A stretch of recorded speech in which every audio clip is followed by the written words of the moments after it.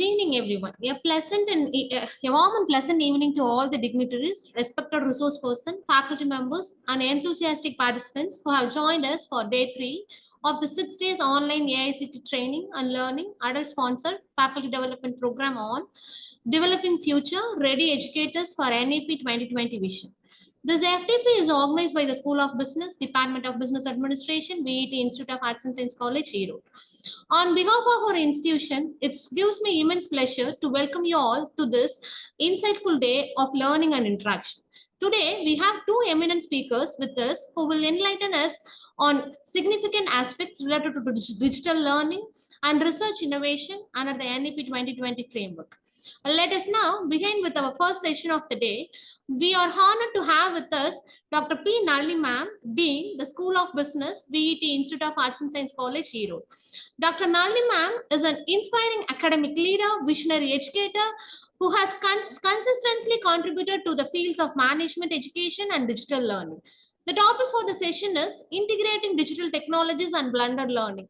This session will focus on how digital tools and blended learning strategies can enhance the teaching learning process, creating more engaging and effective educational environment for faculties. To begin with this wonderful evening of learning, now I would like to invite Dr. K.P. Balraj, Associate Professor, Department of Business Administration, BET Institute of Arts and Science College, to introduce our chief guest. Over to you, Balraj, sir.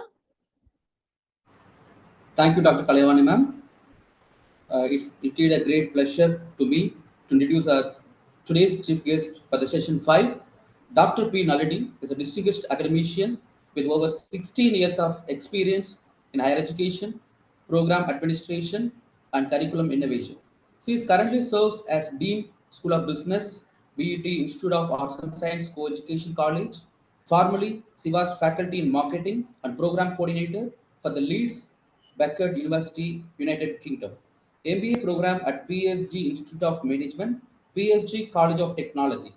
Her professional journey is marked by strong commitment to academic excellence, strategic leadership, and transformative education. A university rank holder in her MBA and PhD in management from Anna University, Chennai. Dr. Nalini is also an alumnus of Faculty Development Program in Management (FDPM) at IIM Indore. Further, strengthening her academic foundation and throughout the leadership, she is a recognized doctoral supervisor at Anna University, currently guiding multiple research scholars. Dr. Nalini has spearheaded the NPA accreditation in KCT Business School and PSG Institute of Management and was part of quality initiatives in NAC and internal quality assurance cell reviews. Her expertise in curriculum development, learning outcome design, and industry academia integration has earned her appointments as a Board of Studies member across leading institutions and universities. An acclaimed researcher, she has published 30 plus articles in Scopus and Web of Science in-text journals, contributed to Springer book chapters, and presented at top-tier forums including IIMs, IIT, IISc, BITS Bilani, AIMA, and international conferences. She has received more than 15 international awards, including AIMS, V School Innovation Gold Medal, and multiple international and national Best Paper and Case Study awards. She has successfully led 2 ICSR funded projects, multiple consultancy assignments, and MTP for organizations like ITC and BPCL, India Post, Roots, etc. Her leadership in entrepreneurship training include mobilizing 6 lakhs rupees of DST EDI funding delivering for 50 plus EACs across 40 institutions, impacting 4,000 students. Dr. Nalini is known for the strategic thinking, institution building, and global orientation, marking her asset in the any institutions. Aligning deliver global competitive, industry relevant, and research driven education. On behalf of BET Institute of Arts and Science, on behalf of myself, I heartily welcome you, ma'am. Please share your thoughts, insights for our faculty members and registered participants. Welcome, ma'am. Thank you, Dr. Balraj. Can you hear me? Yes, ma'am. Yes. Good evening, everybody here. Thank you. That was a very wonderful introduction. Thank you for that, Dr. Kalai and Mr. Gokul, who's part of this at FDP. I know I'll take this moment to really appreciate both of the faculty who have applied and the team who is really working towards this, FDP. So with that note, I have another 1 hour and 30 minutes. And the topic which is given to me is very interesting. It talks about the blended learning and digital, because all of us every day, in and out, we come across this. So very quickly, I'll take you through that topic. So thank you. At the late evening, I see 130 plus participants who's part of the session. Let's make this evening very special, and let's all keep engaged in the discussions. Because as a teacher, I think, we should not be a communicator in one way, but let us all contribute to the discussions, and we'll take this forward. So Gokul, can I share my PPT? Yes, ma'am, you can share, ma'am. Yeah.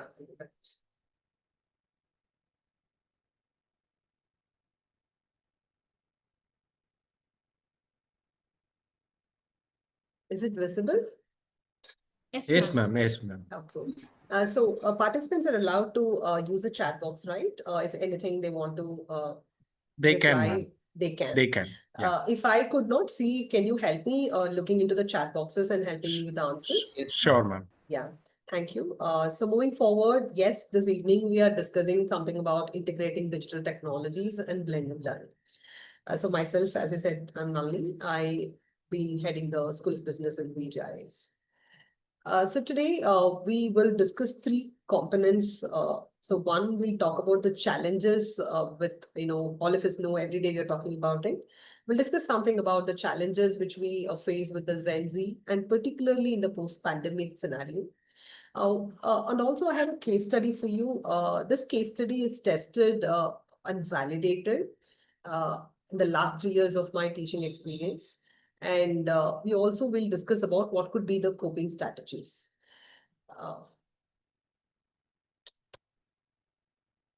Okay, so maybe quickly we will all, let us keep this little participator.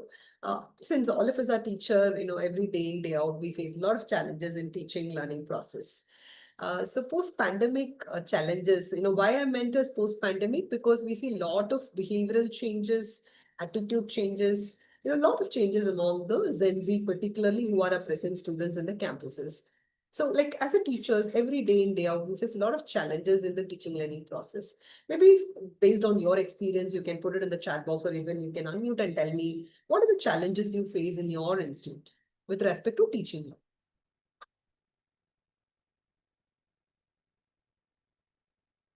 Okay, education gap in regular classes and skipped many subjects in online classes. Yes, their basics are weak, correct? Satya has answered me. Yes, ma'am, that's correct.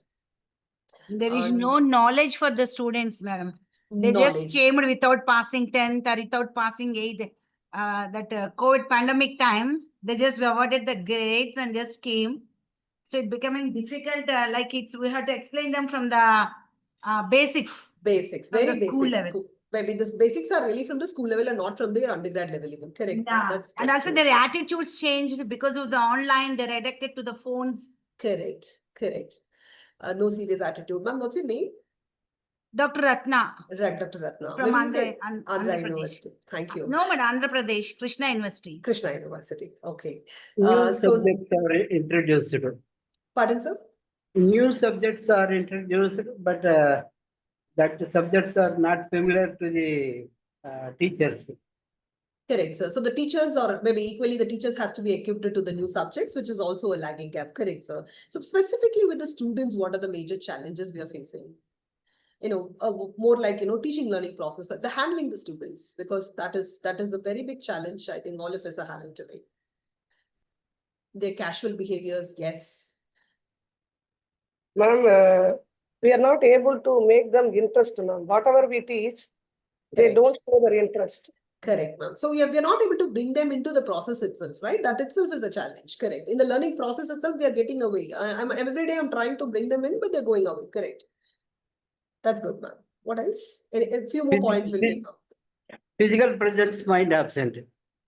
Physically present and mentally absent. Yes, sir. That's very true. We can't measure that. Correct. Diversion, yes. Gadgets, very true. I think Rangarajan sir has answered. Any other challenges? Mostly you've covered, but anything which were left?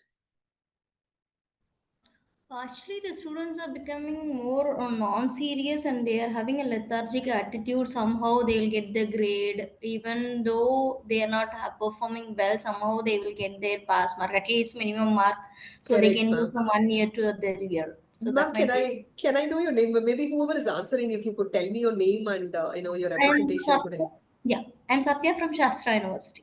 Sastra. Oh, that's nice, man. That's very true, actually. They're not serious about what they're doing, and they lethargically know that, somewhere, I'll get cleared in my examinations. I can do something with my examination, even if I do a last minute preparation. That's true. That's also a very big challenge any faculty is facing today. Lack of skill-based activity, very true. Things to have all easily. Yes, they need only concepts in the crispy way. Yeah, they need PPTs, right? YouTube shorts. Very true, very true. I think you've given all my answers, which I have in my other slide. Lot of digital distractions. Okay, very true. Thank you all of you for being very participative. So moving forward, yes, we all know this is a challenge. Now, I think now it's time to move forward. I'm keep talking about the challenges, but what is the intervention as a teacher I can do for this is my next, question. So when we, yes, if you could see on my screen, most of the challenges, if all of you have given, I've already listed here. Yes, the short attention span of the students, distractions, and today, they expect more personalized and flexible learning experience tailored to their own individual, because I have a class size of 60, but then, every individual student in my class have a different style of learning. And today, equally, they have the mental health issues. Many students report on the mental health issues. They have gender relationship issues, which is also affecting their classroom, behaviors. And most of them are also, they want independent reading. They prefer mobile video-based content. They need a lot of motivations. All that is part of today's challenge. But keep talking about the challenges. What is that we have to do next? Yes. So I think this picture completely represent all of us. If you see the teacher on my left, I think all of us are there now, or most of us are there. What should we do? Should we stay back there, or should we cross this? Hello? Is somebody talking with me, or they have to be muted? I'm here muted, ma'am. Yes. So yes, can you just give me some answers? Should we be on the left side? Looking at that.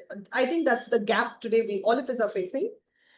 Should we get inside, or should we cross it, and should we find a way? I Or hope do we have already found a way. We need to find a way, and most of us have already found a way. I think we are practicing some or other way. We are finding a way to do it. Can anyone help me knowing what is the way? One or two answers which could help me understand whatever challenges we have spoke. This is what we have did as an intervention, and I could do a better engagement in the teaching learning process. We can switch over from the dogmatic classroom environment, and we can get into ICT enabled, more fascinating facts could be brought into the classrooms. Correct. By trying various innovative teaching methodologies. Correct. Instead of we talking, we should allow them to talk. Exactly. So as a teacher, like any of us have tried it, tested it, validated it. Can any of you have any answers on those lines? I would add one more point, ma'am. I have tested it. Instead of giving normal assignments, nowadays I've started giving video assignments. I have asked to submit the assignments in shorts. Okay, the shorts that I found it very successful among my. So how do you measure it?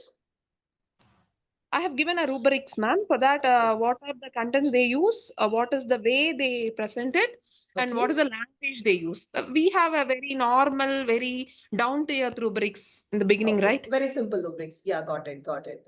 So all students are participative, interested in that, assignments, video or reel making? Yes, mostly they are very much interested. Very much and in interested. 28, I found nearly 28 submitted the videos very promptly. And I was really astonished to see their videos also. It was very, very interesting and very creative in which they have prepared it. That is actually very true, ma'am. That's a very good strategy. When any other examples or any other interventions which you have made? I think I got some answers in the chat box. They need only the cookies. Need to understand the student's mindset, making one step ahead and must focus on mutual understanding. Yes, all of these are, yes, what we have to do. But what is the intervention? As somebody said, I have given video assignments and reels. Any interventions did you all try in your classes? Because all of us take a lot of problems, but did we think about any interventions?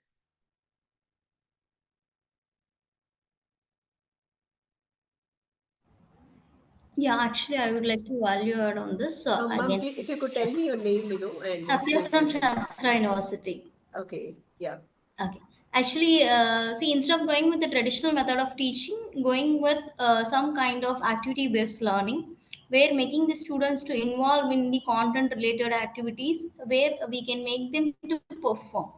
Like we went ahead with the traditional way of only teaching 60 minutes in a hour in a class, it won't work. So maybe 30 minutes or 20 minutes what I used to give for content, and the remaining time I'll make them to think, or it's like quiz kind of a mode or any activity related to module or content what we are going to deliver. Actually, that's correct. So can you, now for the audience, can you relate both the case study, which was told by two teachers, to the picture on my right? Earlier, I think all of us were holding everything on our head. Means, as a teacher, we thought we should do everything in the class than the student. And today, I think looking at all the challenges and tech-savvy students, should we not keep little bit of the weight to the students rather putting everything on our head? I got few more answers. Dr. Shubha, I asked the students to listen to the podcast of case studies of HB. That's a very good idea. We must cultivate interactive type of teaching. Yes, very true. We have to do that. So I think slowly, whatever you're suggesting here is like more like, you don't carry the 100% weight on you. I think now we should think about splitting some part of the learning process. It was earlier teaching. Now I think some part of the learning process has to go to the students. Rather, we taking a lot of load and stressing ourselves. See, as a teacher, I have to prepare. I'm not telling we should not prepare. We should be, ready with any kind of questions and answers, with the students. But what is my student doing in that learning process is what we have to think. So understanding this, we have to move forward. What should we do? Yes. So this is what, so today's topic is here. We have to think about something called blended learning. This blended learning, I'll take you through another slide which talks about the difference between the blended learning, flipped learning, and hybrid learning. There are some few differences, but mostly, all of these methods engage students in the learning process. So blended learning could be a best way where we can at least address few of the challenges which we were talking about earlier. If you see, on my screen, let's assume that if you see both the screens, the students are looking at the same concept. Okay, but what is that you're saying? One screen, you see one picture, you see there is a teacher in the class. And there is a student who's interactive, who raises his hands and who want to talk or convey something to the teacher. And on my left, you see a student who's doing a self-study. So, this is what we call it as synchronized. Synchronized is more real-time in-class experience to a student. It not necessarily should be in class, but it could be a field study where a lot of human interactions happen in the synchronized sessions. Asynchronized sessions are more self-paced and digital. Means, sometime I'm tired. Let's say, at 6 o'clock, I'm very tired to, attend the FTP online live. If this recorded video is available for you, you may finish some of your meetings and work, and maybe after 9, you are a learner who want to learn after 9. Your family is very busy. Everybody, you want to make your dinner. You want to do some routine works. You don't have time to attend a live class. It's okay. You give them a recorded video. You give them some self-paced video content where students decide at what time they have to read, what time they have to learn. So whatever I teach, I divide the content. Let's say I have a 5-unit syllabus. I divide how much of that I'm going to synchronize and how much of that I'm going to do an asynchronized. This is left out with the teachers. So, yeah. So when I was talking about blended learning, so blended learning is all this. Blended learning theory proposes that effective education should leverage both synchronized, that's real time what we saw, and asynchronized, the self-paced digital activities. So what happens here, this interactive student-centered learning environment has been created. So rather, simply, we don't depend on simply adding a technology to the learning process. For example, I will say you just watch you do some activity through a quiz, or you do some, activity using some technology. That's very isolated, but we have to combine both asynchronous and synchronize in this process. So largely, if you see the picture on my right, the classroom learning, that's the advantage we get. We are able to motivate our students. We could give one-to-one feedback to the students. We could give a lot of personal time and counseling, because the human touch is something very, very important when a student comes to the class. We can track their progress. We can do the guidance. If I completely go to online, I can only make them to do a self-study, a self-directed learning and all that. But blended is, if you see, there is a when where, there is an interaction. So blended is somewhere here. You have to mix both synchronize and asynchronous. And then you give them instructor controlled and learner controlled modules where they can do a self-learning and a teacher blend learning. So how we have to do this? Talking about this blended learning, all of us may feel like, it is a new concept. It is not at all a new concept. It just started way back in 60s. Because today we are all telling the students are tech savvy, they're using a lot of mobile phones, and that's the reason we need to move towards this, but not at all. If you see, it started in 60s, and now we are moving towards fully integrated and flexible modern learning. The Western countries, any Stanfords or Harvards, and already started it way back. They had a recorded sessions, recorded videos, classroom interactions, self-learning modules. But now, widely in most of the Asian countries, and particularly in India post-pandemic, we see a lot of improvements in the blended learning and the online learning. Okay. So before moving to the case study, I want to make these things very clear. Sorry. So as I said, we can categorize this asynchronous into three. One is blended learning, one is hybrid learning, another one is the flipped learning. We are concentrating more on blended learning, but other tools are also is being adopted today in different paces. So the core idea about blended, if you see a lot of online activities with face-to-face sessions, we will also have face-to-face session as synchronized. We will also have an asynchronous in the blended format. But when it is, hybrid normally it replaces the, seat time to an online seat. That's a major difference. The flipped classroom model, what happens is, I give all my reading, conceptual understanding, everything in an online mode, recorded videos or reading. Somebody told me, I will ask my student to read the HBR cases and readings, podcast even. And then when my student come to the class, I will only give them activities to do. I will not teach them. So when they do the activity, they have to understand the theory, the concept. Only then they'll be able to apply it in the class. So the flip is more like, I can flip the theory to activity or activity to theory, but then it's flipping any sides. And the primary goal of blended learning is personalized learning with purposeful mix of modalities, as I said, the synchronized and asynchronous. So everyone with the student experience, if you see with blended learning, everyone use both modes. Surely anybody who's getting into the blended will be using asynchronous and synchronized. The student, with other, you see, less time in the campus, more in online, that's hybrid. A student prepared before class time focuses on problem solving and collaboration when it comes to flipped learning. Now our interest is on the teacher workload focus. Designing cohesive sequence across modes and assessments. Yes, blended learning, if you're teaching a course, it's one-time job for you. If you can divide your content to asynchronous and synchronize, and you can continue doing your course in a very, very, scheduled way, it's easy for you. Your workload will actually come down, but it's one-time work. Where you can use a lot of blended is, when the course is you need continuous engagement, you need a formative feedback. It could be an analytical paper, or it could be a theory paper where you need a lot of application learning. You can go for blended learning. So understanding that this difference is, now my question on my head, I understood what is blended learning, but how do I put it in my course? How do I use this approach in my course?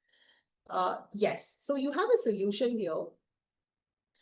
So what I said as case study is, as I said, I'm not giving you a hypothetical situation, but I'm giving you a fact. So what I did, I was teaching a course called International Business.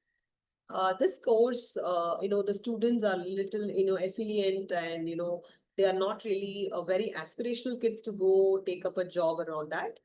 But very interesting kids, they are all from good background and all that. So what I did, I created a model, a knowledge creation model, a blended model using digital technologies. And I tested, there was a pre-test, that's first year. And further 2 years, I applied the same model and I validated it.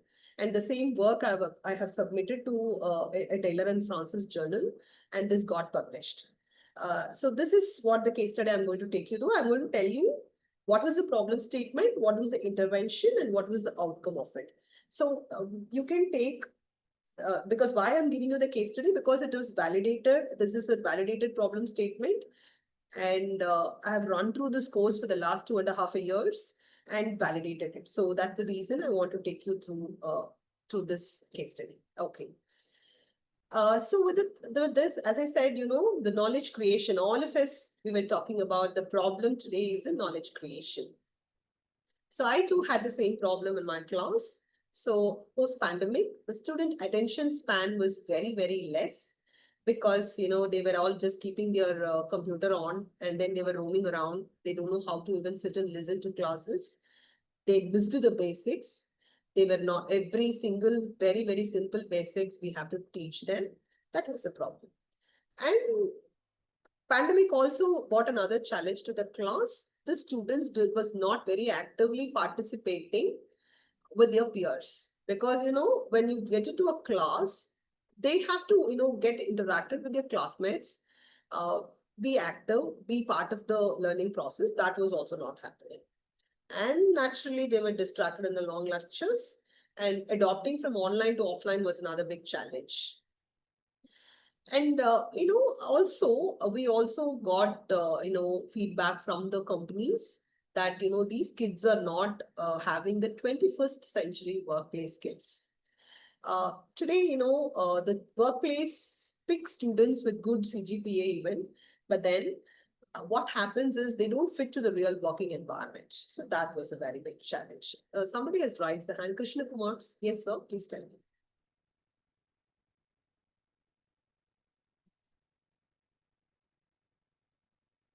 Gokul, I see your hand is raised. Any questions to be answered? He's not. Okay. He's not answering, ma'am. Okay, maybe unknowingly would have done that.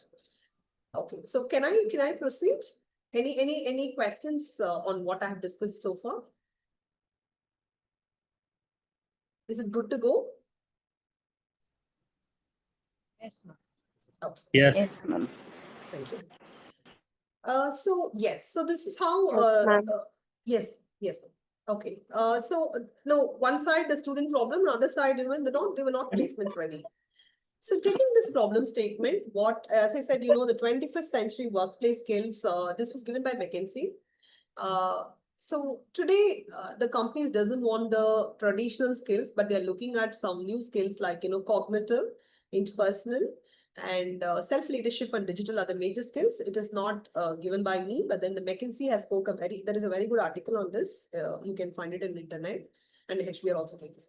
So when we say cognitive, they talk more about the critical thinking, planning and ways of working, communication, the mental flexibility.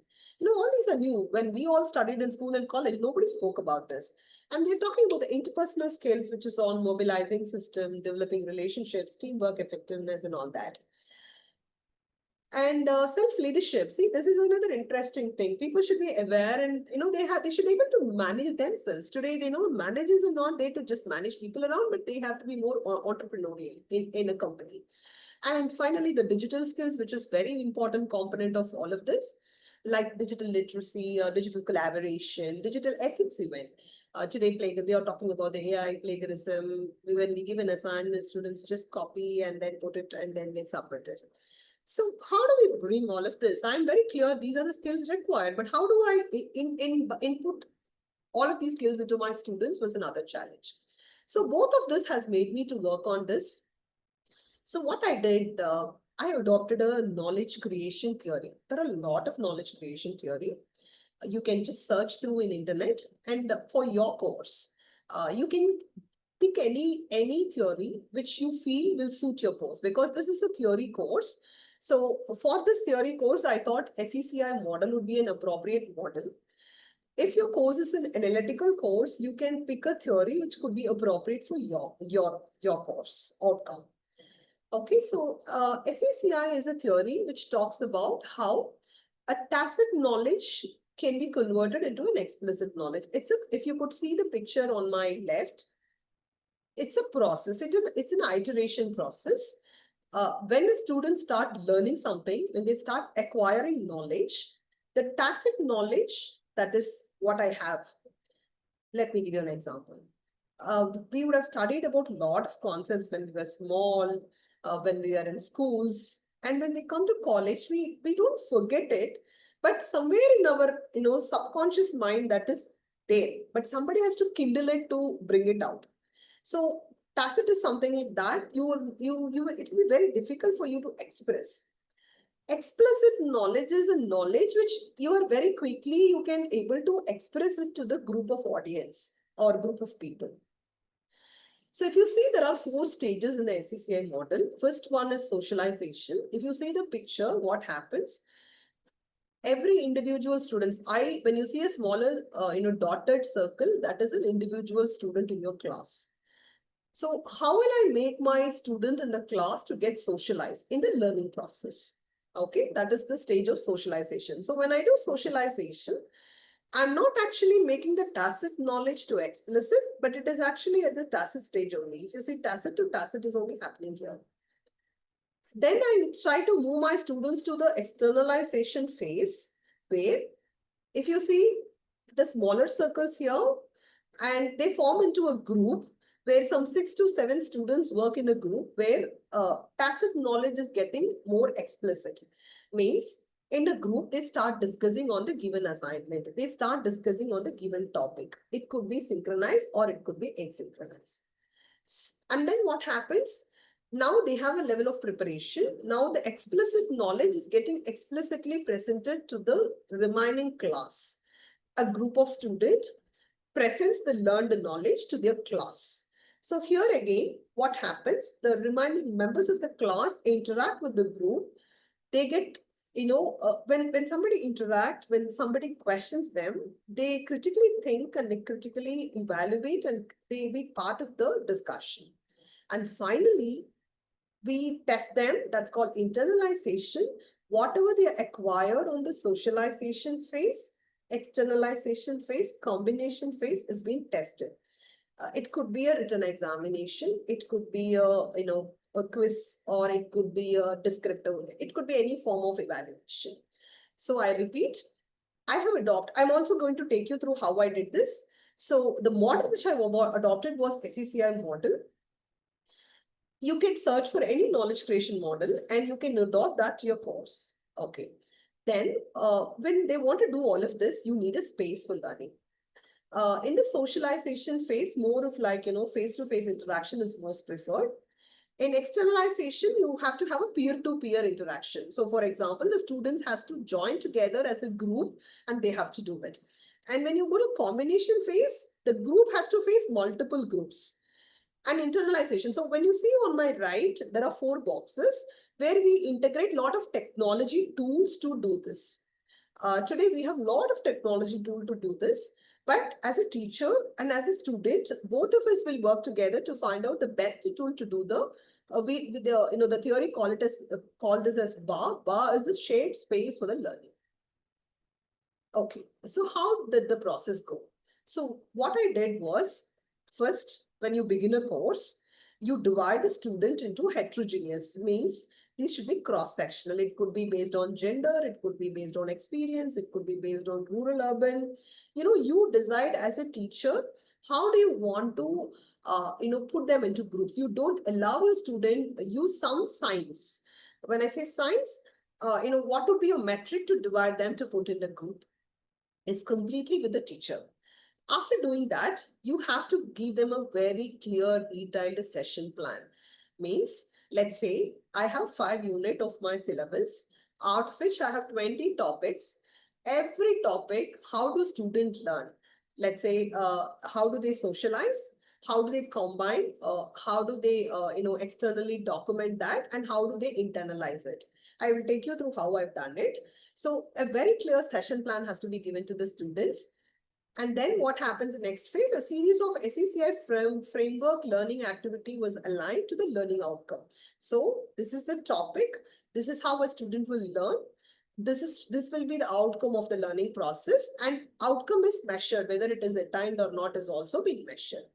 And we will also introduce the BAR concept to the students. So we'll tell them physical, mental, virtual, or combination of digital space created in the learning process. An outcome assessment was done using self and peer evaluation, facilitators evaluation.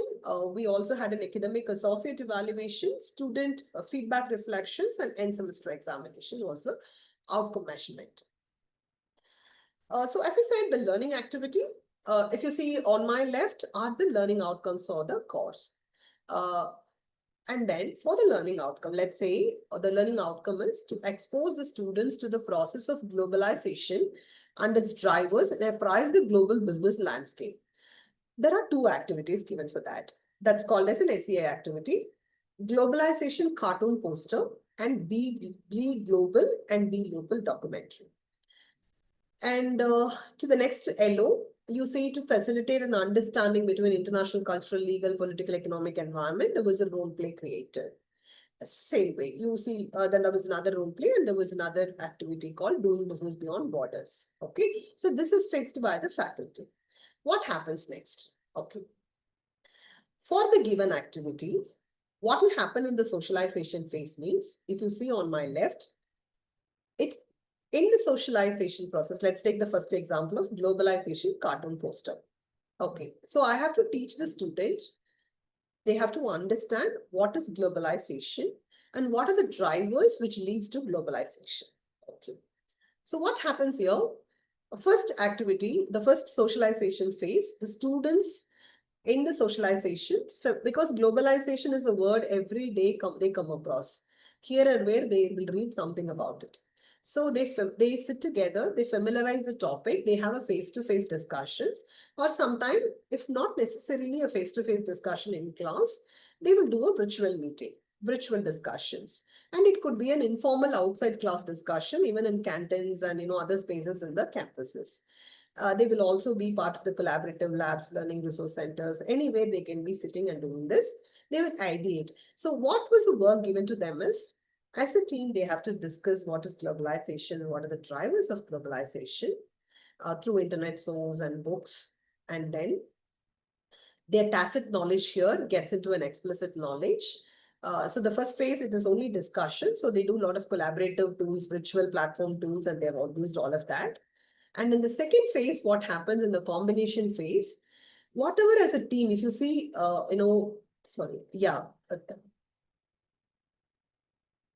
okay, sorry, I missed one. So what happens in the externalization phase?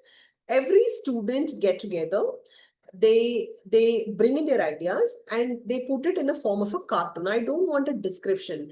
I want every of their point to be represented in a cartoon. I could show you an example here. So this was the activity outcome. So after the team discusses the point, they have given me this cartoon. Okay. After this cartoon is ready, every group brings this cartoon to the class and they decode this cartoon. They also give me a description about the cartoon to my understanding, but they come to the class and they decode this to the remaining members of the class.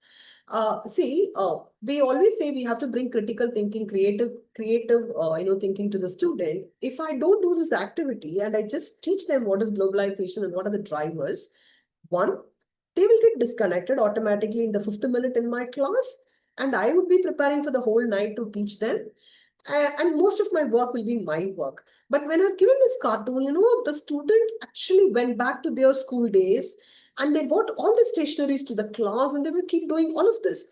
And if you see this picture on my right or left, such wonderful description they have given to this cartoon, talking about the issues, the geopolitical issues, what is really forcing all of us to move towards globalization. A lot of points was discussed in the class.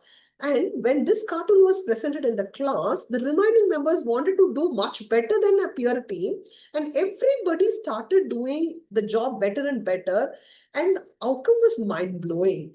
And they found, okay, another thing what they did as a team was they found who's good in drawing, who is good at doing an application which could draw for them. They started searching multiple things to do that learning process better and better. So what happened, as I said, the first phase is socialization. The second phase is externalization. And third one is the combination. So when we say combination, this is where they come to the class. In front of the class, they're giving it to the remaining students. They started using smart boards, Canva, a lot of presentation tools, digital drawing boards and all that. And I did not tell them, but I told them the guidelines of, I gave them a very clear instructions of what they have to do, what they have to learn, what are the questions, and how it has to be done. That was the outline on the template which I gave to the student. But whatever they bought was such a creativity, they came back to me. And finally, in the final stage of internalization, I have to test my students. So we can use a lot of LMS tools like Moodle, Google Drive, assessment tool like Coho, Moodle, the quizzes, or any descriptive assessments can be done. So internalization is like, I have learned something in a group, but what did I learn as an individual is what I'll try to do here. I will try to assess every student individually in the learning process about what they have learned. So that's the final stage, which is called internalization phase. So as I said, the second activity was on global local documentary. So there was a company given to a student. Why I'm showing this picture to you is the same content, but the delivery was different. If you see on my left, that's a student on the screen, but they did a news channel. They created it like a news channel. And they were talking about how Amazon as a company was acting like a local company, even though there was an international company. The same Amazon in another class, you see they did a role play. But the content, the learning, everything was same, but the delivery was different. So when I allowed my students to, give them only a boundary of what to be learned and the pedagogy was their choice, a lot of creativity was seen in the class and a lot of interaction, iteration, late night preparations. They were running like anything and I was just chilling out. I was monitoring what they were doing. So as a teacher, I think really we have to pass a little bit of asynchronized to the students. So they take a lot of, they be part of the learning process rather they're going away of the learning process. This is another example. See, when I teach international trade theories, that's a super boring topic to the students. And this topic, few students came and told me, ma'am, we worked till 2 o'clock in the night. They did the role play and the pictures are on the screen if you could see. Such a lot of creativity, how I did this in my class, I made them to smaller groups.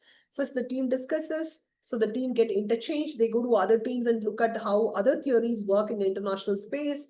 And then another iteration is being done and then they come back and look at their work. They do it and a stipulated time period was given to them. They come present it in the class. So few students also use some digital tools to this as well.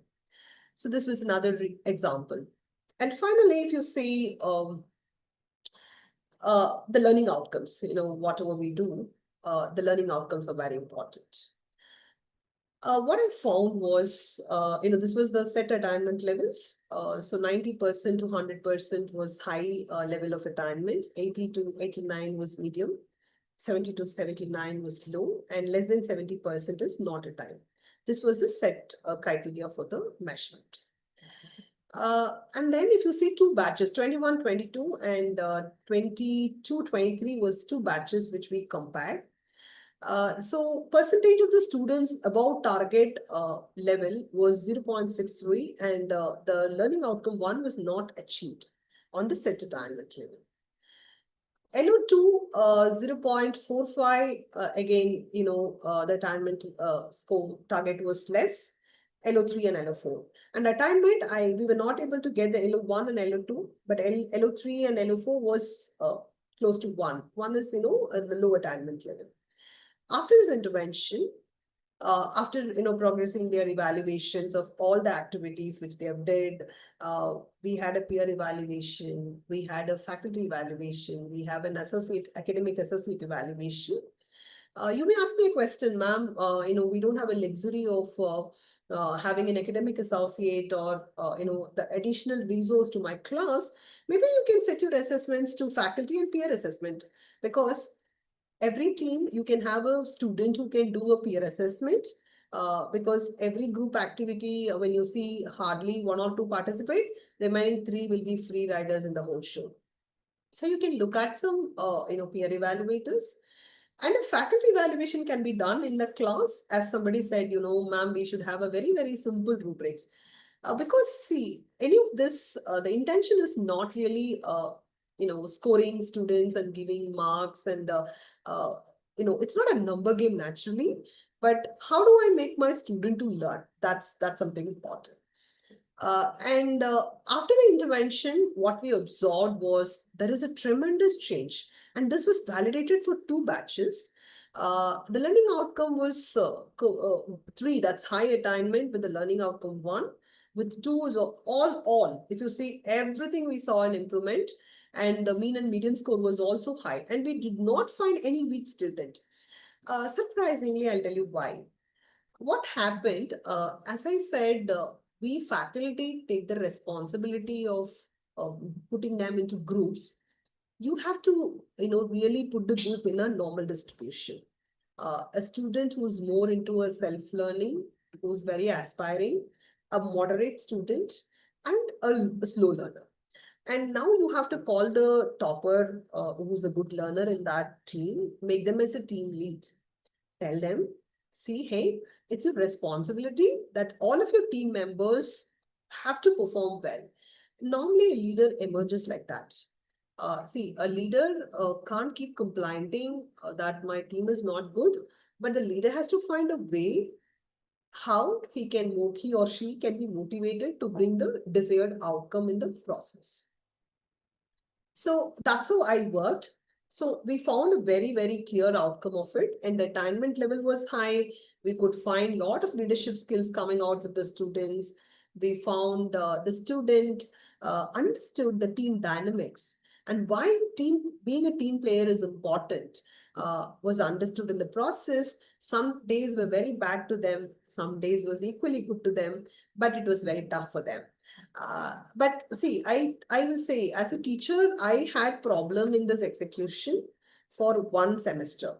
But when I wanted to do it for the second, third time, it was all so simple for me, and I've set the processes, all templates are set, and it was so easy for me. And now, as I said, I was just chilling.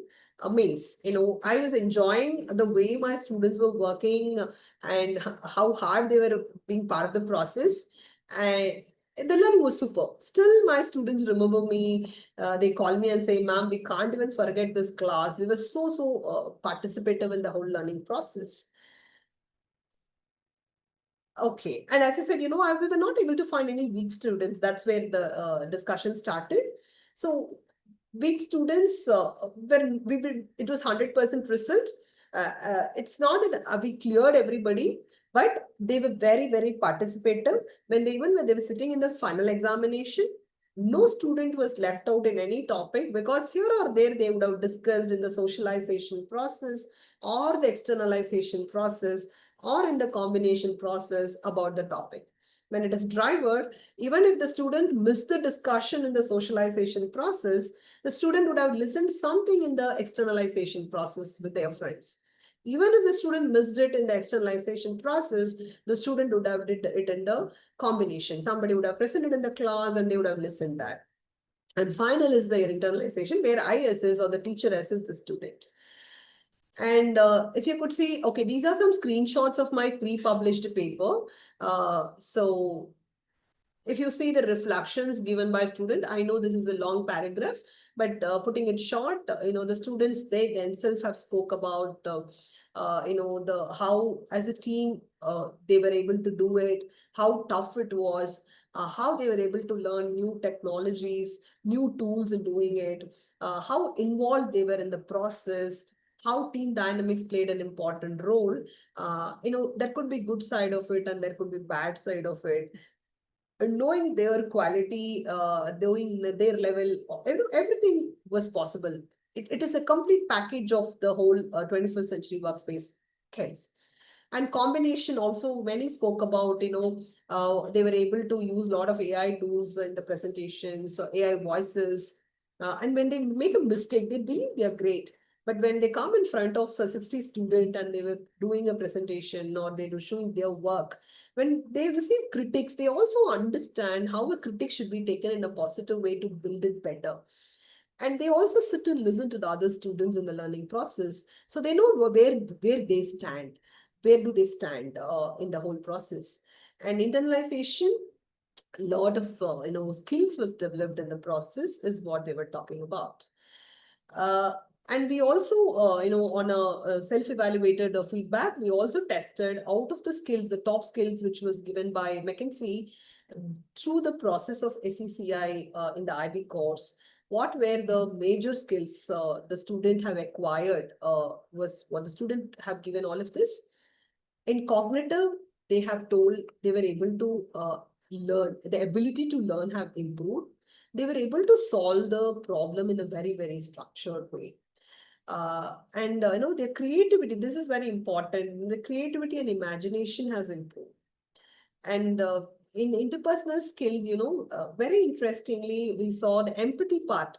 As I said, there could be a slow learner. There could be somebody who's not part of the learning process at all. There could be an attitude issue. There could be an ego issue. But still, they could empathize their peers and really they were helping each other in the learning process.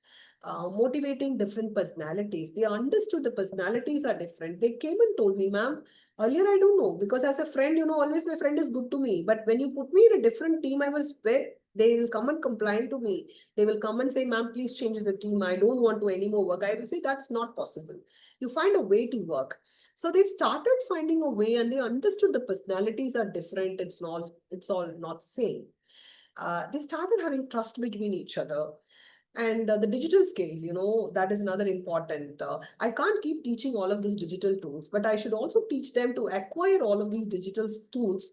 Because today, if you take, I may say my students not to use AI to my assignments, but tomorrow the company may ask them to use AI for their projects. So I think as a teachers, we should find a better way where I can give an opportunity for the students to use any of the digital tools or the AI tools, but ethically. Okay, so these was their feedback and these are the skills they have ranked high that they have acquired. And the self-leadership, the self-motivation, the wellness, the ownership. Ownership means I was also talking with my students to understand how did they divided the work. So somebody took the lead role, somebody divides the work among the team, they take the ownership, and then they collect it, they put it together and they give back, some iterations happen and it happens. Every member in the team take that ownership at different point and they did it. And a lot of self-development has happened during the process. We conducted a pre-test and a post-test with the same questionnaire, and we found these are the areas we found there is a difference and there was an improvement. Yes, now everybody will have something in my mind. I think all of you will have this, whatever you see in my screen as the challenge. Yes, I too agree, I too acknowledge. I too face the same problem because we have 90 days working days and half of that will go in some holidays, public holidays, functions and other things. You would have set up appropriate session plans and something, but something will go wrong. Yes, the time management was a problem. Coordination among the team members was a problem. Managing intergroup and intergroup conflicts, sometimes, as I said, the problem will come inside the team and they will also create some problem within other teams. And detailing tailor-made session plan takes a lot of time. Sticking to the session plan because of the other issues, other activities in the campuses. Yes, that was a problem. Classroom management, because sometime if it's a monologue, when I go talk in my class, largely the class is in my control. But when I allow my students to talk, we need a lot of classroom management techniques and control mechanisms. So how did I manage all of this when we talk about time management? Okay, let's take an example. I've skipped my class because of some college function. The session plan remains the same. This is where the digital technology comes in. Lot of asynchronous happen completely out of the class. Even when I miss my class, I'm not bothered because students are keep working on the topic. So when I come to the class, I'll clearly tell them only the externalization process the combination happens in the class. Yes, E and I is outside my class. My class morely concentrate on the combination, means the peer group learning. The S, the socialization, the E, the externalization, the I can happen out of my class. So even my class, any of my classes are skipped, something happens, I will say very clearly, all my classes are dedicated for the combination and other things are students' responsibility, they have to do it. So that's when, students took a lot of extra time to learn the course, to work with their teams. They found a way, the virtual learning platforms, the breakout rooms, everything was happening. So since the responsibility was passed to the student and I'm not holding it anymore. But I think as a teacher, we should be keep on monitoring it in some way. So that's where, your team leads plays a very important role in the team.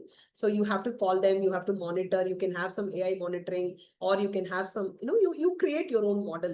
Everybody's courses are different, students are different, the college atmosphere is different. You create a model where you monitor it, but ensure in your class, the combination is the, according to SECR theory, I have concentrated combination in my class. Maybe if you are adopting some other theory, you can adopt something, which is where you need to be part of it. You need face-to-face interaction, or you need human interactions. Could be your classroom sessions. And yes, finally, the coping strategies. Most of it, all of us know, but just putting together, I'm just giving you the coping strategy. Whatever challenges we were speaking earlier, we are just talking about it. So short attention spans, digital overload. Yes, most of you told about this problem. So what we can do is, we can have micro learning, blended learning approach. Break down the long sessions into 5 to 10 minutes online modules, like micro videos, infographics, interactive quizzes, and all that. Maybe as a teacher, if you're allowed in your institute, you can take the best student from your class, take their help to do all of this. You can give a written content or your class notes to the student and ask them to record the video. If you are not able to do it, you can ask some of the good students, they will also get motivated to doing this because you're only giving the content. They're only going to read the content, like how you go and do it in the class. They're going to just do it in a micro video or smaller interactive quizzes can be done and give to the student, and it should be more mobile supported platform. I don't know how many students are really interested to open their laptop and look at it. So whatever you do, it should be supportive in the mobile interface. And flip the classroom model, all information delivery lectures, that long lectures, boring lectures, we also know that is boring, but not boring. I don't know, because today I'm doing a 1.5 session. Tell me, I know I'm talking too much, but keep on talking, it's going to be boring. Okay, unless otherwise this content is interesting you.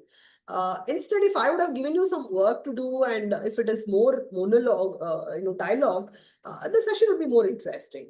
So take most of the, all information delivery lectures to a short online videos and use your class for more of face-to-face interaction and engaging activity, like what I do as combination. Multimedia content, so prioritize visual content, portions like videos, animations, and most of the secondary sources today gives you super content. Only job is you have to sit and just take it up and put it in your course. So try to take a lot of multimedia contents for your asynchronous, and synchronize, you can have a lot of your human interactions. And the next problem is, desire for personalization and flexibility is another challenge with today's student. So you can have, adaptive learning platforms. Preferably, we can use AI-powered platforms in the online component to track the student progress, where automatically it says, for example, some quiz and some placement evaluations happen like this. The students go take up a test, or any of your new courses or online courses, edX courses are like this. You go, you take the test, and they say you did not do it up to the level, and then you go again do it. It track you like that. So something like that can be created for the students to adapt to the learning platform. Flexible access mobile learning, ensure all online content is mobile compatible, as I said, because today students want anywhere, anytime learning. It is no more morning 9 to 4 o'clock is their learning time. They get bored in the morning hours. Some students are very active in the evening hours. So please give the student anywhere, anytime learning. Never think the classroom that 1 hour is a time where you have to make them to learn or teach. We have to make the classroom time to be more interactive and human centric and human interactive. And the learning, if the student has to be part of the class, they have to do something. And if you will again tell me, ma'am, I have given podcast, I have given 10 pages notes, they did not study and come, they will not. So make shorter videos, shorter clips, shorter, how much of a shorter you can give it to them. And they can come to the class. In the process, they can again look back to the shorter stuffs and get into the larger discussions. Choice in the learning, multiple online resources should be there. Some students may prefer podcasts, some may reading, some on videos. So we have to give multiple options. It not necessarily should be downloaded, it could be even a link. It should choose their learning style. Okay, every student have a different learning style. It should choose their learning style. And need for collaboration and community, that's the problem I really wanted to solve through the SCCR model. The strategic use of face-to-face time, as I said, human interactions builds community and deepens understanding. So any of your classrooms, try to use it for the problem solving, complex discussions, group projects, discussions and all that. And collaborative tool like Slack. Slack is a very good tool. A lot of discussion forum tools are also there. Collaborative digital whiteboards can be used for asynchronous collaborations. And another one is the focusing on the practical relevant skills, the application based. So yeah, the blended approach could be experiential scenario based learning. In your classes, if you bring simulations, the student will get hyperactive. So try to bring your online scenarios. Let's say if it could be a political case, let's say TVK case. Okay, if you are in that character, how will you solve the case? So try to, because we also have a complaint, the students doesn't read newses. If I could give say there is something in the paper which is related to a concept called attitude in my OB course, I take that and give it in my class and put them into the situation and I'll ask them solve it. So if you do that, they themselves start realizing they are that character and they put it in the scenario. That's important. And then, they will do it and they will ask their friends and all of the class discussion will emerge into a proper outcome. And simulation and virtual labs. Yes, as I said, the online simulations, VR, AR simulations. We have a lot of open source simulations. I've given you some. Maybe I've shared my PPT also. I have further slides. Just do a trial and error and try to give the simulations will give them immediate feedback. You know why the students are very interested in the online games? Immediately when they finish the round one, they get a result, they get a mark, they get an appreciation, they go to the second level, they go to the third level. So I think the learning should also happen in that way. And connect with the experts. Today, I feel I have to bring a person from Mumbai to my campus and do a 2 hours lecture. No. If you could support them with a video, Q&A, some online format could also help them. It could be an expert on that particular field will also help them in the learning process. More practical, that's the problem we're trying to solve. And finally, the self-regulation and time management is the biggest issue. Today's student doesn't have that at all. So could be you can create one large deadline for them and then give a smaller module based online deadlines. LMS, there are a lot of open LMS, learning management systems. If you could give deadlines, for example, I know a few of my students are in US and Canada, even 1 minute late, 1 second late of submission of an assignment, the professor is not going to accept that. I think in India, we don't do it in a larger way. So maybe you can start bringing a culture to your student, why deadlines are important. When everybody in the class submits it on time, why not one or two? So don't extend the timeline for that one or two who's not submitting it on time, but keep the deadlines very clear. Scaffolding and check-ins, often you can check, that's where, the teacher role should be more of monitoring role. Often you keep checking what your students are doing, do some digital assessments, have a checkpoints, do that. That's important. And all students are not digital savvy. So as a teacher, you can just have one session completely explaining how this course will happen. What are the digital components? What are the blended part in this? And what are the tools to be used in the whole learning process? A very detailed digital literacy orientation is important. And when you divide them into smaller teams, you have to put, that's what, you have to have a people who are good in digital literacy, who are good in leadership, who are good in creativity, is how you have to put them into smaller groups, the learning groups.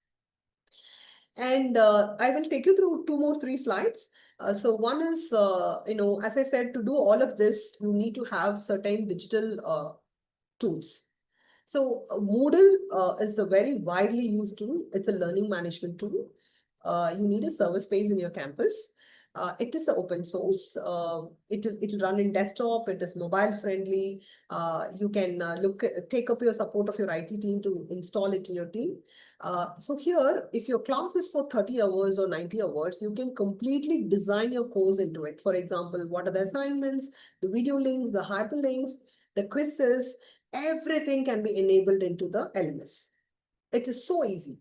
And quiz questions, you can create multiple quiz banks. It will conduct it for you. So you can try on Moodle. So equivalently, you have Open edX. Open edX, you can run complete course online or a hybrid, or you can, have a flip of all of that. eCool is another startup-based LMS based out of India. You can also check that. Open ELMS is also, there is a free version, but few things has to be topped up to that. We have Frap LMS. It is also a kind of open source. Every LMS has its own advantage and disadvantage.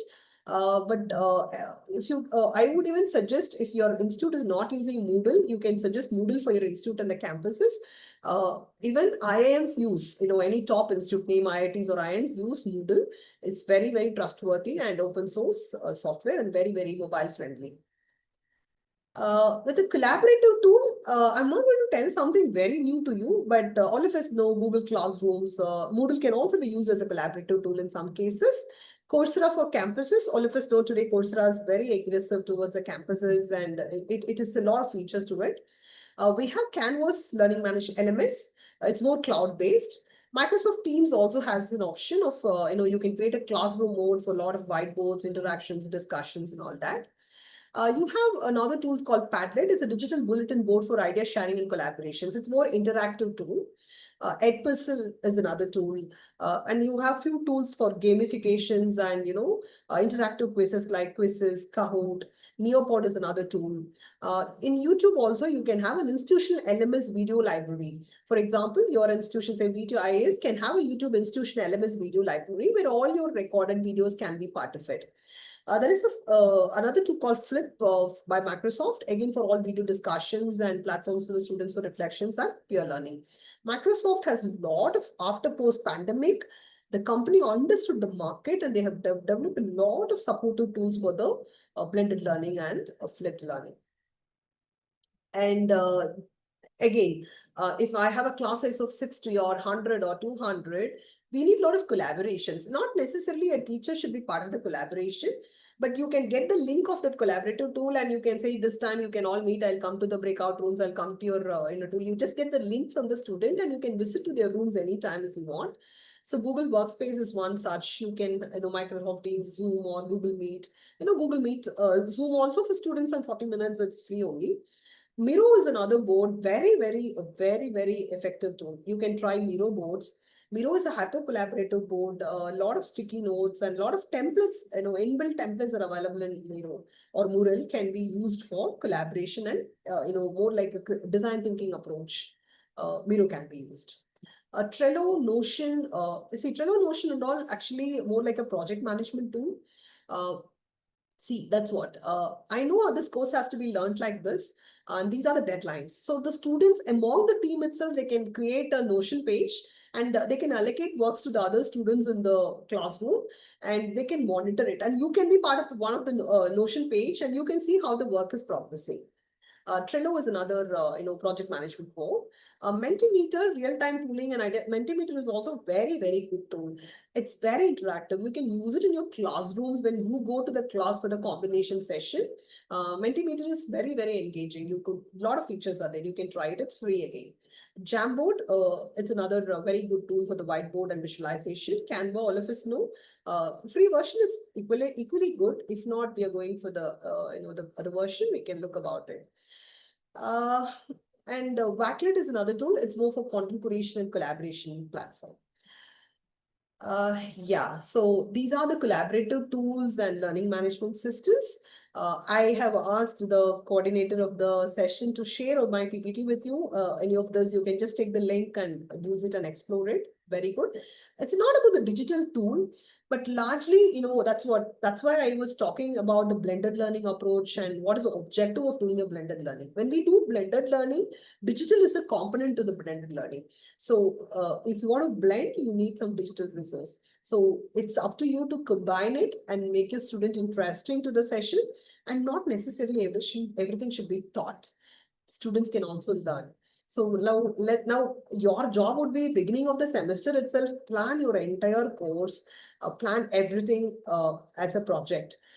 So you have to run a project. Every course becomes a project. That's how I was running my course, International Business. So any project deviations, I will get in and correct it as a project manager, but it should run like a project. So with that note, coming to end of my session, education must shift from memorization to critical thinking and problem solving to prepare our students for the jobs of tomorrow. Today, jobs are very different and not like what we were. So with that, I wish all the best for all the participants, and thank you for your patient listening. I can open maybe questions, discussions that are allowed. Over to Google. I also see some chats in the chat boxes. Anything to be answered? Over to you, Google. Thank you so much, ma'am, for such an insightful and inspiring session. Your valuable inputs on the integration of digital tools and blended learning will surely help educators adopt innovative practices to make the teaching learning process more engaging and effective. Once again, thank you so much. Now, we open the floor for a question and answer session. The participants, you have any queries, you can make a discussion with our resource person. Can I stop sharing? Yes, ma'am. Okay, so somebody has asked my LinkedIn profile. I'll share it now. Good evening, ma'am. This is Dr. Meenakshi Sundaram from Muhammad Sadak Engineering College, Good evening, sir. Department of Management Studies, ma'am. Ma'am, actually, I was listening to a speech regarding the various tools and methodologies to be followed during the classroom session and all. It was very nice, but actually, one question, ma'am. I think you'll agree with me that nowadays, actually, every faculties they have a pressure, including starting from the admission, administration, as well as academics. So all the 3 A's are in the heads of the faculties. Actually, once because we have been forced to admit the students to fill up the affiliation seats for the particular department or whatever it may be. But the problem is, ma'am, actually, we are trying our level best to implement all the strategies as well as all the methodologies to develop the skills of the student. But you could see that the attitude of the student, because it is basically, it has to be brought on from the school level. But actually, you agree with me that you also belong to PG, MBA department. I also belong to MBA department. So we are the last stage of the higher education department. So what happens, those people who have not been brought down with a good attitude or even a learning attitude. So how you are facing these difficulties in your practices? Because I think you also face these situations because we cannot expect all the fingers to be alike. Am I right? So, is there any methodology to control the students or to make the students attentive? Attentive is okay, but how can we change the attitude? Because they are coming to the college just to get a degree or to go out or passing out, and they say simply that, "Sir, I want to have my name in my marriage invitation. So, for that purpose only, I'm doing this degree." So these type of attitudes, because we are trying to impose knowledge and wisdom with them, but actually they resist with the system. And we do also have pressure in completing the 60 hours class or 40 hours class. So how can we manage these things? Because changing the attitude, it takes a lot of time to convert them. Yes, sir, that's true actually. I think that's the problem. Many of them who are participant here today will also agree with the same, will also face the same problem. See, as a teacher, I was, I could be not in the same generation, could be a Gen X or Gen Y, very disciplined. My teacher was the only source I can learn. But today, the teacher is not the only source where a student can learn. That this itself is a problem. We can't even tell the students now. If I miss, when I started my college or when you started your college, if I miss my class, I will not have any other way except learning from my friend. I should either catch up my friend and understand what happened in that particular class, and I have to take the notes. Otherwise, I have to run to the library to take the notes. But today it's not like that. Even before going to they upload the syllabus in the ChatGPT or any AI tool and they ask for the notes. So what is the role of a teacher here? They feel like, I don't even want a teacher. So that is the problem. They feel like, I can take whatever my teachers gives me in the class, the content, the knowledge can be taken anywhere. That's what I'm telling. Now, as a teacher, I should change my role. The other part of your question talks about the administrative workload. Yes, today, all teachers, the most stressful job today is only two jobs. That is doctor and the teacher. So the teacher, yes, we not only teach, we do 100 administrative work and teaching becomes my small priority today. So, the two discussions, the one and the only solution is a stakeholder approach. It means, can I bring my student to this? Can I make them responsible? Can I just share my work, few of my work to them? But it is not really transferring my work, but I'm making them be part of the learning process rather telling it's their job. As I said today, they believe knowledge is not only from teachers. So that's what I tell in SEC model or knowledge creation, what I tried. You go, you search information, you search knowledge, it is everywhere. You just come and discuss that with me. That's it. So start doing some part of your teaching to the learning. I believe you will see the difference, sir. At least your mental pressure on teaching them and their behavior, all that will go out at some point of time. I trust I would have answered your question. Yes, ma'am. I agree with that because we also, as a colleague, I can say that I'm also facing the same type of problem in my class. Sir. Because Yes, what they see, yesterday after attending the session, I asked the same question today with the students. How many other people are ready to keep the mobile for one day? But nobody answered yes. Even you allow them to use the mobile and take some inputs. That's what, sir. Your job is only designing your session plans and course plans. Other things the student has to run. The student, you have to really make your students to run madly. And somebody said, ma'am, I will give them video recording and reels. Whatever concept you want to teach, you tell them, you bring the video to the class, let's discuss. But I could see, ma'am, but I could see that they are ready to take the responsibilities of activities. If I give some activities or if I give some, they are ready for that. But they are not ready to what's called as do the assignments or preparing for examinations. Because during our time, we used to read daily at least 1 or 2 hours. So that really there's a practice, and we, as you rightly said, we don't have any other resources and sources to learn. But nowadays, people, what they do, they just read the exam topics before the examination day, and they just vomit and they just forget it. And they don't even understand the important, that's we are saying this OBE and all, outcome based education. But actually, even my view is they are not at all crossing the understanding level. That's true, sir. We're talking about the K6, but they're still in K1. Sir, yes. Also, we should also rethink. That's what NEP is also talking about. Today, we are only looking at the end assessment. We should also think about the formative assessment. But we are not really giving equal importance to the formative assessment. Yes, but largely, we are into the end assessment. Because foreign university, because I have visited few countries. What they do, the teacher comes, they teach for a few hours or a few days. They complete their assessment and they give the course credits. But what we do, we teach, we do a lot of things, and then we want them to sit and write a 3 hours pen and paper examinations. Yes, I think that system itself has to change. I think preparing a result analysis is a very tedious problem for us. Exactly, sir. Exactly. Thank you, ma'am. Thank you. Sir. Thank you.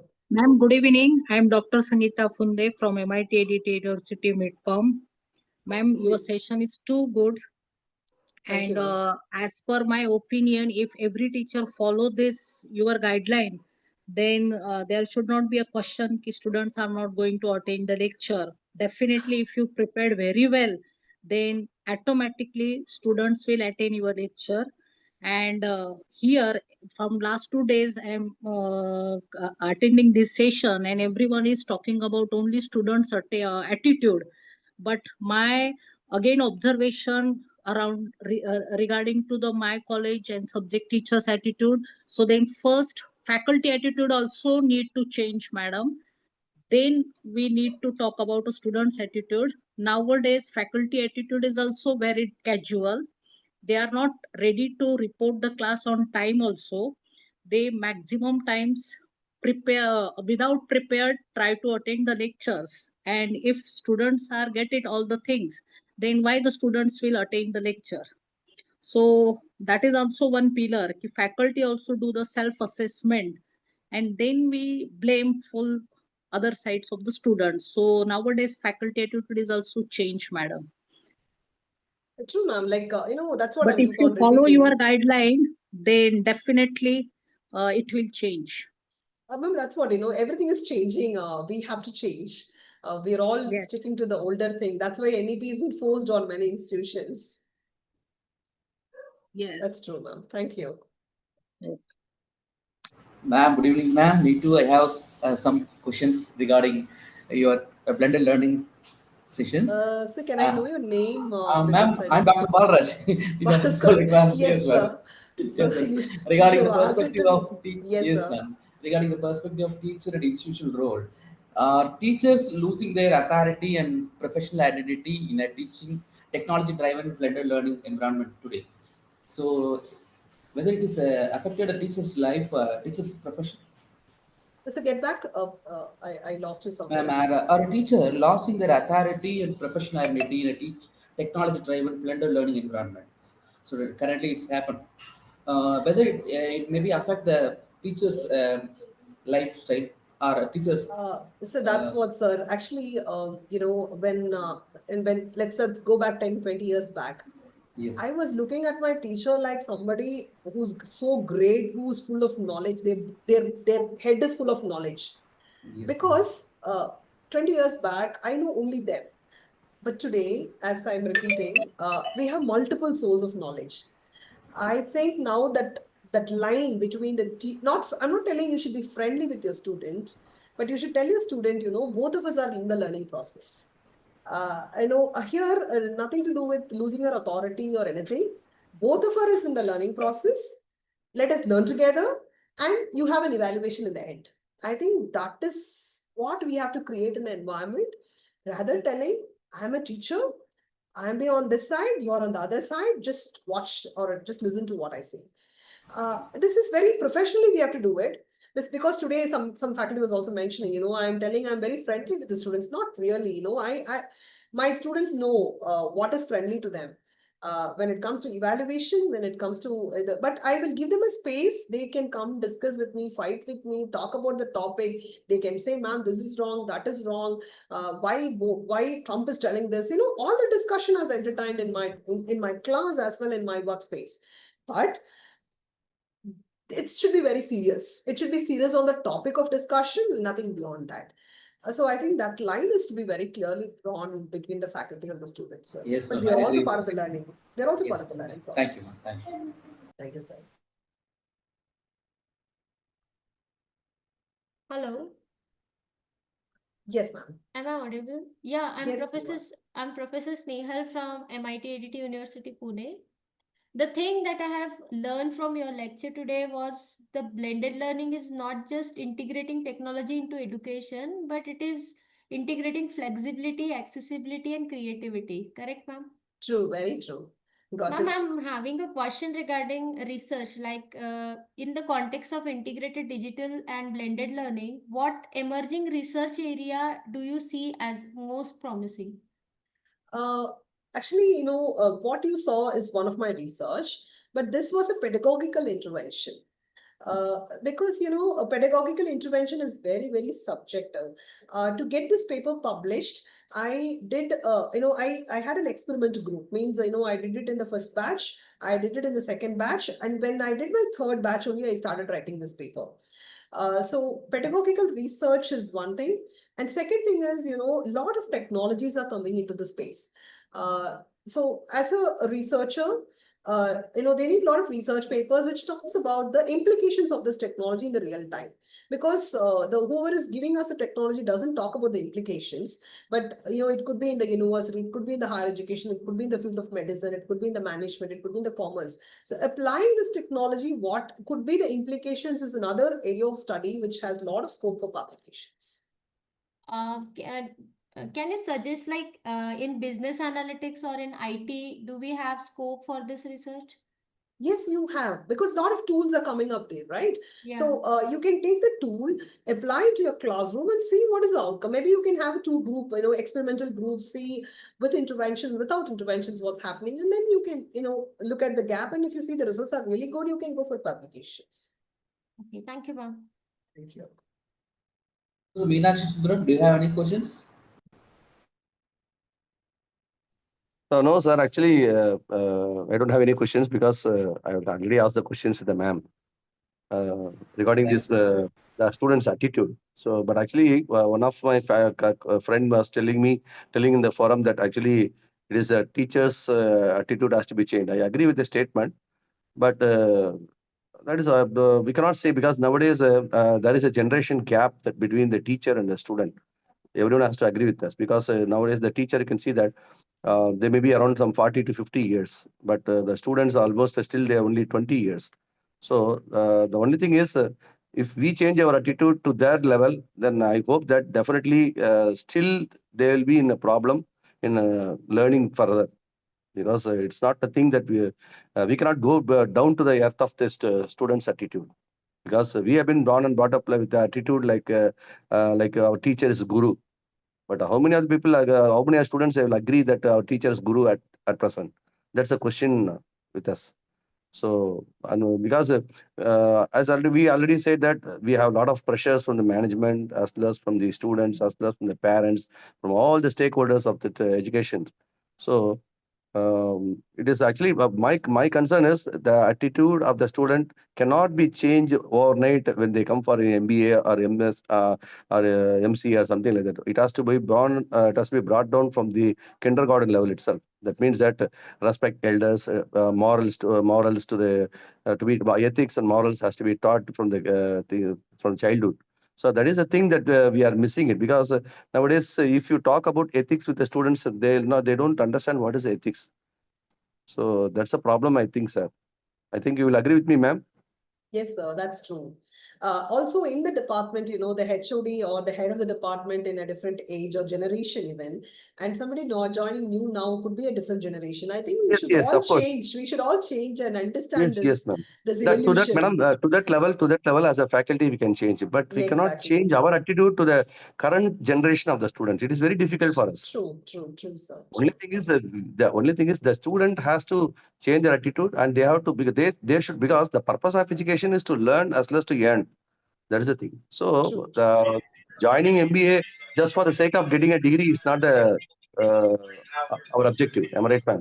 True, sir. True. So I think you also have the same situation when you're going for classes with MBA students, ma'am. That's what, sir. When we face a challenge, I think we should also look about what could be the intervention we can look on. And as a teacher, we should do that experiment, right? We have the autonomy to do it, and we should try that. Yes, of course. I agree with that, madam. We should have some autonomy, at least in the part of academics, not administration or something like that. But academics, because one side, the people, they are insisting to go as per the syllabus, as per the hour and workload and all. At the same time, they are wanting to they follow the examination pattern immediately after the completion of course and all. But where we have the time to do all these activities, ma'am? That's the problem here, because we are not, because we can say all sort of things in the meeting. That is okay. But practically, I'm speaking. Practically, is it possible to spare time at least weekly 1 hour or 2 hours? Is it possible to spare the time to implement our new latest development or latest technologies with the students? It is very difficult, man. Thank you so much, man. Thank you, sir. Mr. Gokul, are we getting late for the next session? Should Yes, we wind ma'am. up? Thank you for the meaningful questions and thoughtful responses. Thank you. I have shared my mobile number, email ID, and my LinkedIn profile in the chat. If anybody want to write to me, you want a copy of the paper, or connect with me, do that. It's in the chat box. Maybe any questions you can also take offline because of the time we are winding up. So yeah, thank you, and wishing you all good luck. Thank you so much, ma'am. And thank you for the participants who just be more enthusiasm and active part with the question and answer sections.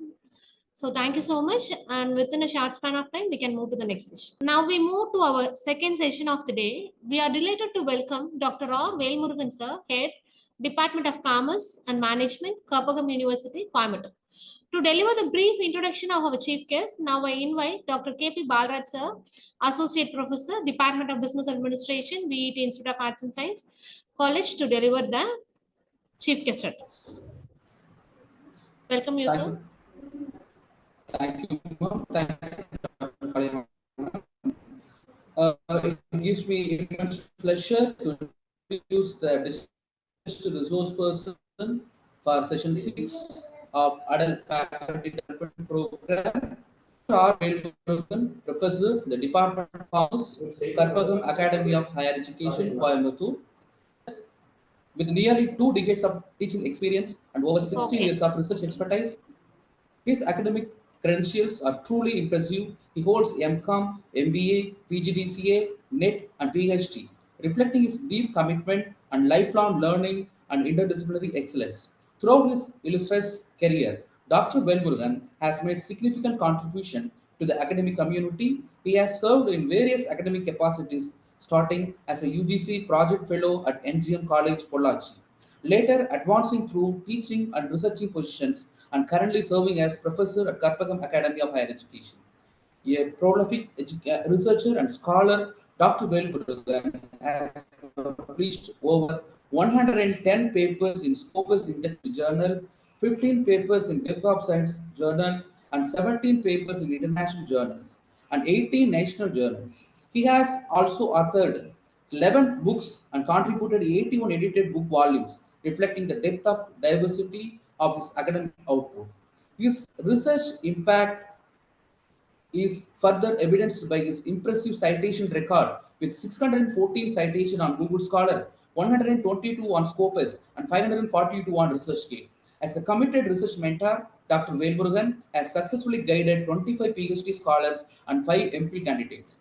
While currently supervising several ongoing research works, his dedication to nurturing academic excellence has inspired many young scholars to pursue meaningful research. Dr. Velmurugan has been a much sought after resource person, having delivering lectures and sessions across seminars, workshops, and faculty development programs. With more than 19 faculty development programs, 28 workshops, and 30 guest lectures on his credit. He has also played a vital role on organizing academic events, serving as the organizing secretary for 10 conferences, 4 workshops, and 2 faculty development programs, contributing significantly to the dissemination of research and innovation. With his profound knowledge, vast experience, and unwavering passion of academic excellence, Dr. Velmurugan continues to be a guiding force in higher education and research. Let us join together in extending a warm welcome to Dr. R. Velmurugan. We look forward at gaining rich insights from session today. Welcome you, sir. On behalf of VET Institute of Arts and Science, on behalf of my own, I welcome you, sir. Welcome, please. Thank you, Balraj sir. Good evening. Good evening to one and all present here. First of all, I extend my sincere thanks to authorities of VET Arts and Science College for having me this wonderful opportunity. I personally thank PM Palanisamy sir, who is one of my mentor and well-wisher, for offering this opportunity. And it is my duty to thank principal, head of the department, and faculty members of VET, and most particularly Balraj, for having this wonderful opportunity. Now, straight away, I'm going to present my session. I'm going to start my session. Thank you. Thank you. Voice clarity, Pingla? Whether voice is audible? Sir, your voice is audible, sir. You can carry Okay, on. thank you. Thank you. Thank you, sir. That today, the session, the topic which is offered for myself is the role of research, innovation, and entrepreneurship on NEP. There is National Education Policy 2020. National Education Policy is a comprehensive education reform aimed at transforming the entire education system from school to higher education to make it more holistic, flexible, multidisciplinary, and that should be aligned with the needs of 21st century. Already more number of persons have discussed about the key features. Anyway, just in a nutshell manner, I also wish to highlight the key highlights of NEP. The main focus of National Education Policy 2020 is on to make the students critically thinking and to improve their creativity and make the session from mere lecture to experiential learning rather than the rote memorization. And they introduce the changes in the school structure, replacing the old +2 system, 10+2 system. And they also promotes mother tongue or regional language as the medium of instruction till grade 5. And the main focus on NEP is encourage research, innovation, and entrepreneurship in higher education. Further, the NEP aims for universal access to quality education and 10% gross enrollment ratio by 2035.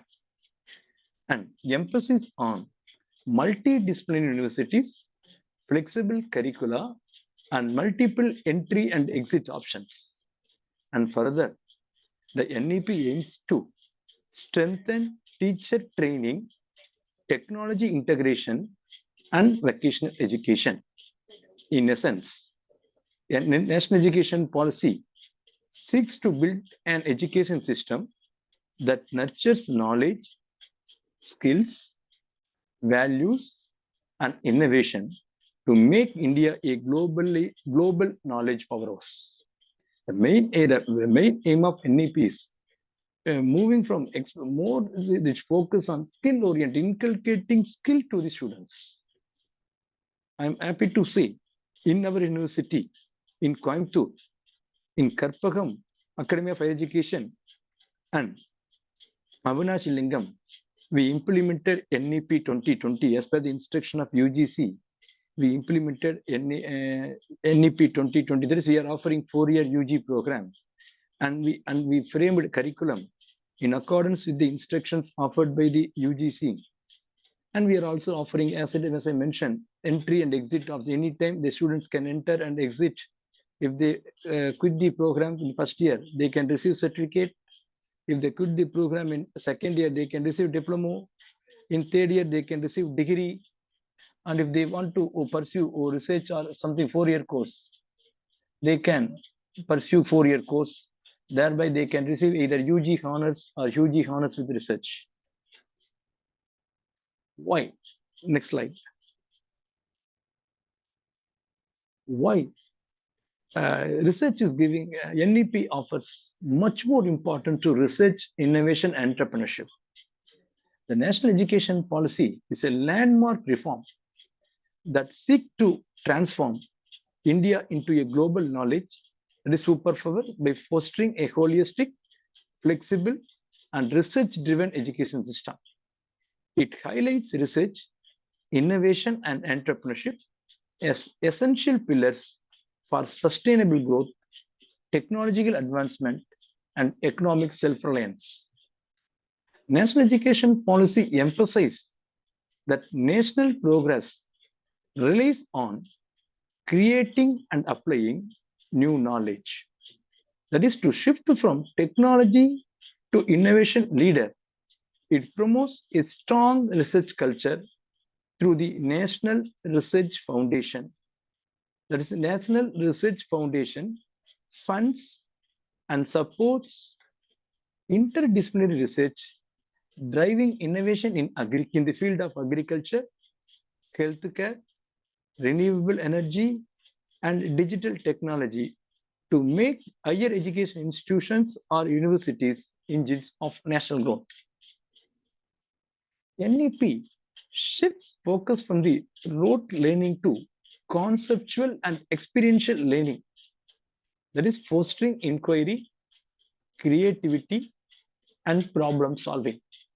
With flexible curricula, interdisciplinary integration, and practical exposure through internship and fieldwork, it nurtures independent thinkers, researchers, and innovation. To ensure quality research, national education policy envisions a robust institutional framework through the NRF, that is National Research Fund, fostering funding, collaboration, and inclusivity. It promotes research at all levels, including undergraduate study and access to resources, and enabling every institution to contribute to India's innovation landscape. It is how they are promoting entrepreneurship and startup culture.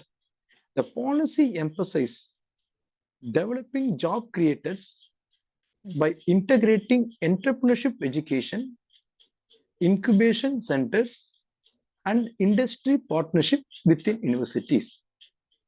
Aligned with national initiatives like Startup India and Atmanirbhar Bharat, NEP prepares students with entrepreneurial skills, creativity, and leadership for innovation-driven economic growth. How NEPs are or how government support for national development? By linking education with industry, national education policy ensures research that addresses real-world challenges and aligns with sustainable development goals. It fosters ethical, responsible innovators for inclusive, sustainable growth. Prioritizing research, innovation, and entrepreneurship, the policy builds a curiosity-driven, creativity, and capable education system, empowering India towards a self-reliant, innovation-led future. Next slide.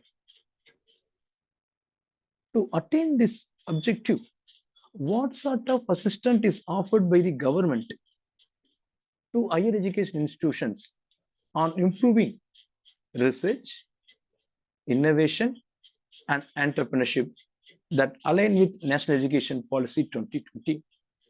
Balraj, next slide.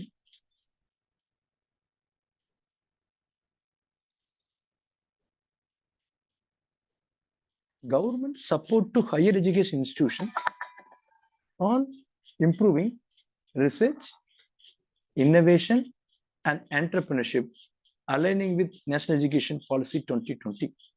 The Government of India is actively implementing National Education Policy 2020 vision by promoting research, innovation, and entrepreneurship in higher education institutions through new policies, funding, and frameworks. It aims to transform higher education institutions into hubs of creativity, industry collaboration, and entrepreneurial growth, driving a self-reliant, knowledge-based economy. Balraj, next slide.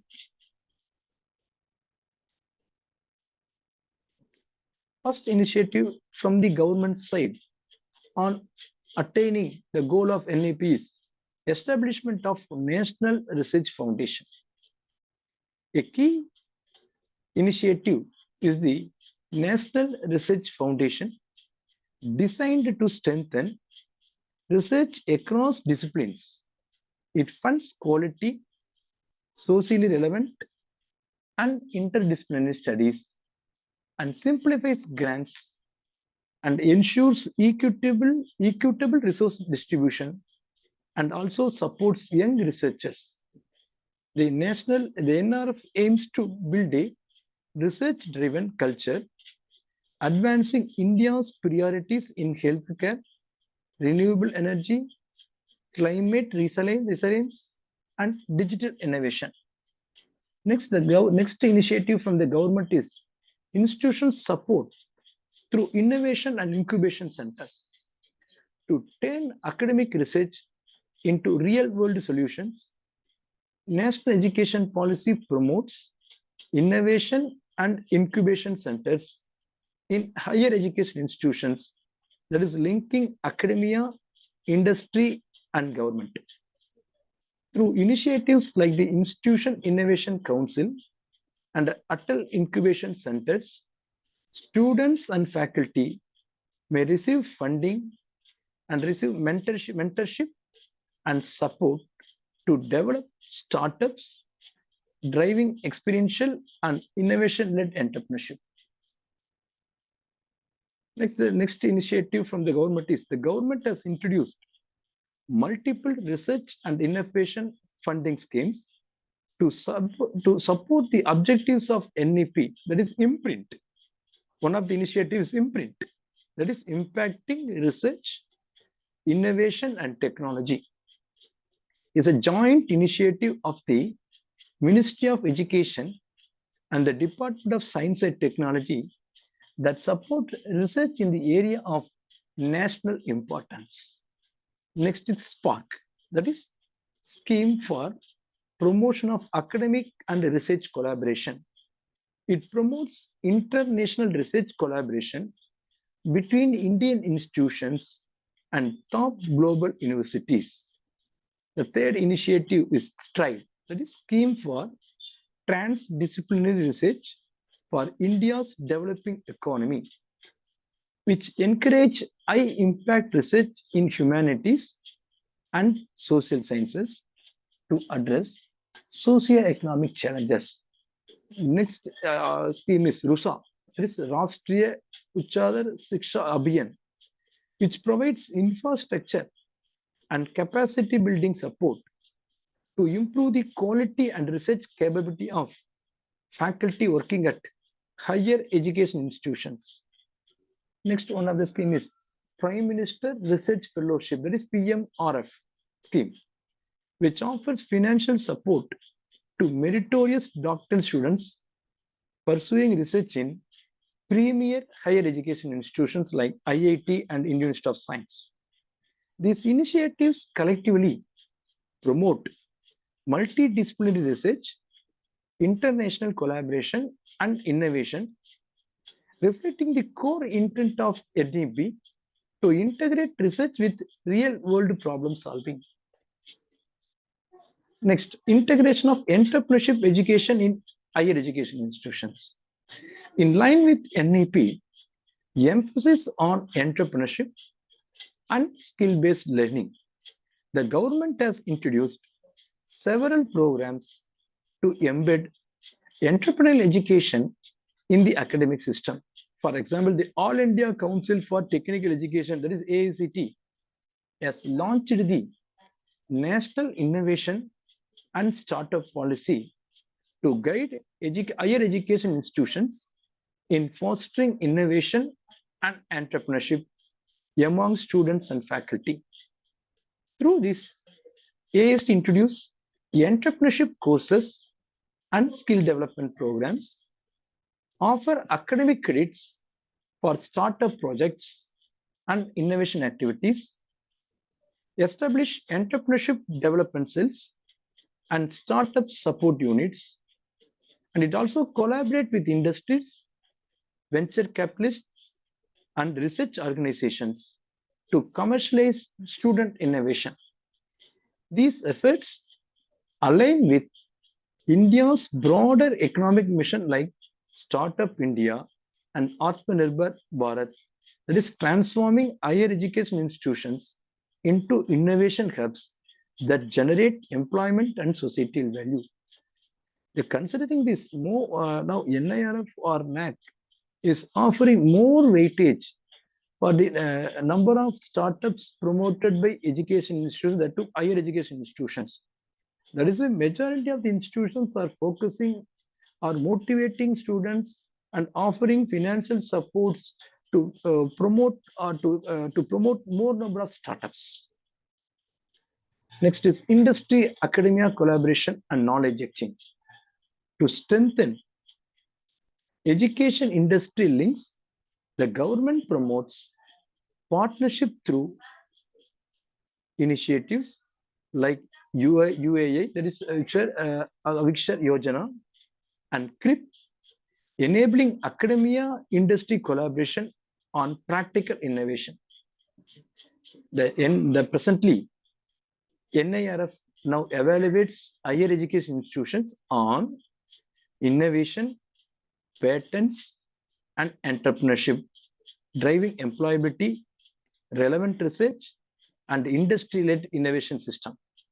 This is the main area of NASA. As I already mentioned, now the NIRF is ranking India, all education institutions in India, mainly focusing on these three aspects: research, innovation, entrepreneurship. Or next is employability. And presently, they have added one more item: how many activities are carried out relating to sustainable development goals. Or you can focus your publication on sustainable development goals, or you can focus your research on sustainable development goals, or you can carry out any activity pertaining to sustainable development goals. All these components are considered by NIRF for ranking an institution. Digitalization. To advance digital learning and research, initiatives like Swayam Prabha, and NDLI offer open access educational content nationwide. Programs such as AICTE Idea Labs and Smart India Hackathon engage students in using artificial intelligence, robotics, and data analytics for real-world innovation, supporting national education policy vision of technology-driven education. Next is capacity building and faculty development. To strengthen faculty capacity for innovation, that is before moving for research, innovation, whatever the things may be, first the faculty should be enriched or the faculty should be developed. Then to strengthen the faculty capacity for innovation, programs and the AIST Atal Academy train educators in research and offer entrepreneurship mentoring and innovation management. Continuous development empowers. Teachers can become a mentors and can act as a change agents that may align with the NEP 2020 vision. Through initiatives such as NRF, innovation councils, Atal incubation centers, and the research funding programs, the government is embedding research, innovation, and entrepreneurship into higher education. These efforts aim to make higher education institution hubs of innovation and entrepreneurship, advancing national education policy goal of Atmanirbhar Bharat. There is a self-reliant, knowledge-driven, and innovation-led nation. I hope with all this, the government is initiated or offering necessary assistance, and they introduce numerous schemes for the betterment of higher education institutions. The only thing, being a faculty, we should optimally and promptly we should make use of the schemes. Thereby, we can upskill ourselves, reskill ourselves, and we can make the institute, we can upgrade at the same time. By upgrading ourselves, we can upgrade or we can upgrade our institution to the next level. Next, I'm going to focus on, next slide, how to include research, innovation, and entrepreneurship in the curriculum.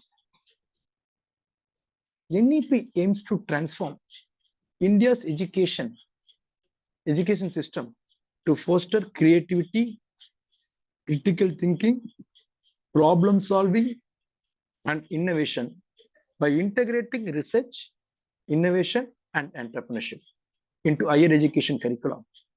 This approach equips students with knowledge, skills, and competencies for a global innovation-driven economy, emphasizing multidisciplinary, experiential, and outcome-based learning linked to real-world challenges. For example, embedding research skills from early stages of higher education. A student cannot become a good researcher or cannot carry out a research on a single day. It should be inculcated from the inception days. So, NEP emphasizes making research an integral part of undergraduate education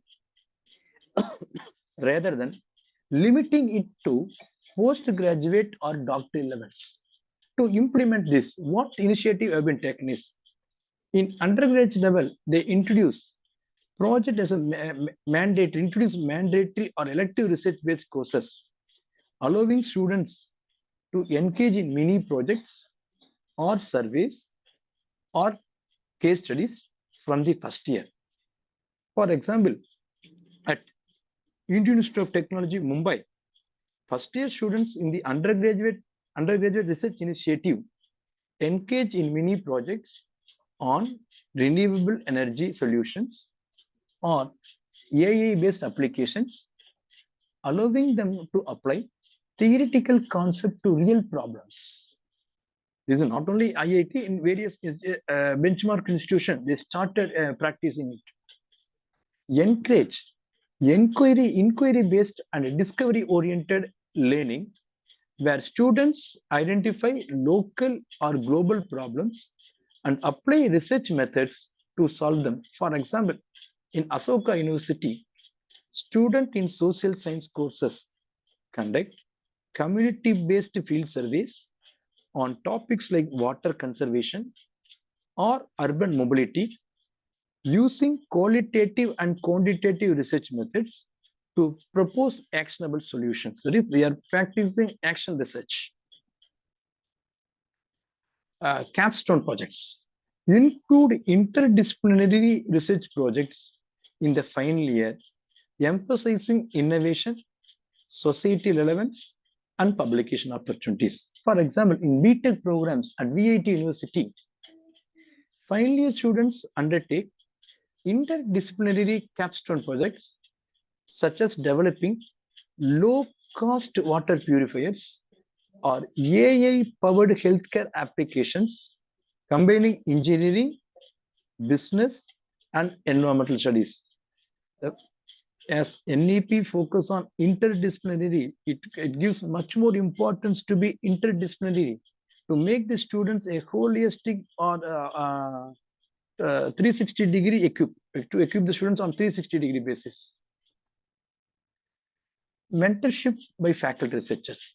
Faculty should guide students in writing research papers, presenting at conferences, and applying for innovation grants or competitions.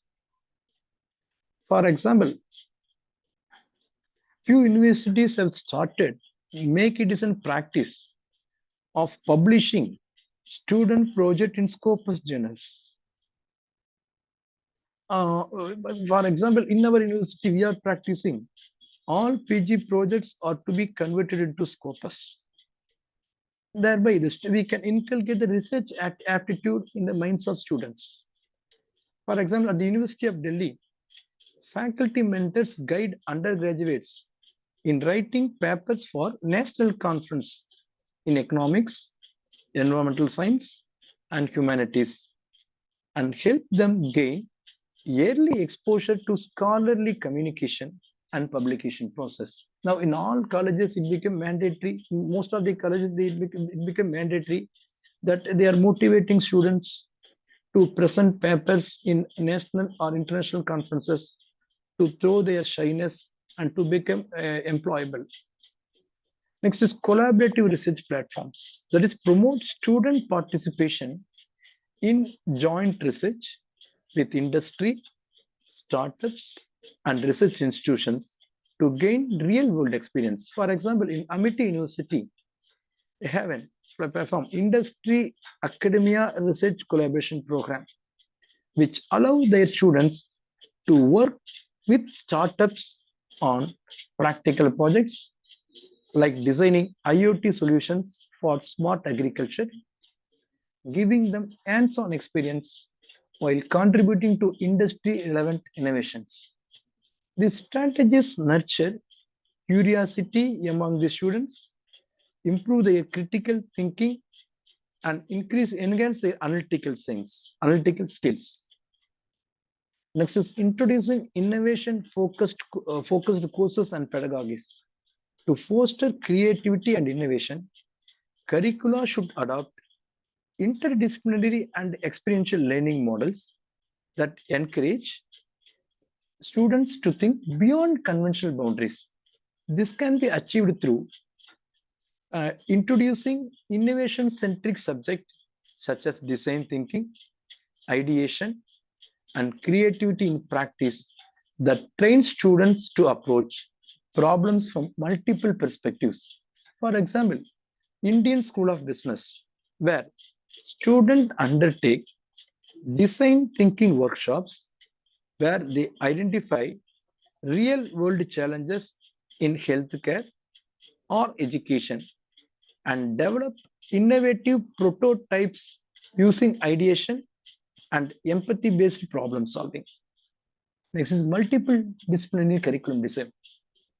Allow students to combine subjects from science, technology, arts, and humanities to promote holistic innovation. For example, engineering students can take electives in entrepreneurship or sociology to better understand user-centric innovation. For example, in IIT Madras, that is Chennai, offers engineering students the option to take electives in sociology, psychology, or entrepreneurship, enabling them to design technology solutions that considers user behavior, social impact, and market feasibility. Next is experiential and project-based learning. Replace purely theoretical courses with hands-on projects, hackathons, and internships that encourage innovation through application. For example, National Institute of Design encourage students to participate in hands-on project, live client briefs, and hackathons where they create product prototypes or service designs that solve practical problems such as affordable prosthetics or eco-friendly packing. Or establishing innovation labs and tinkering spaces.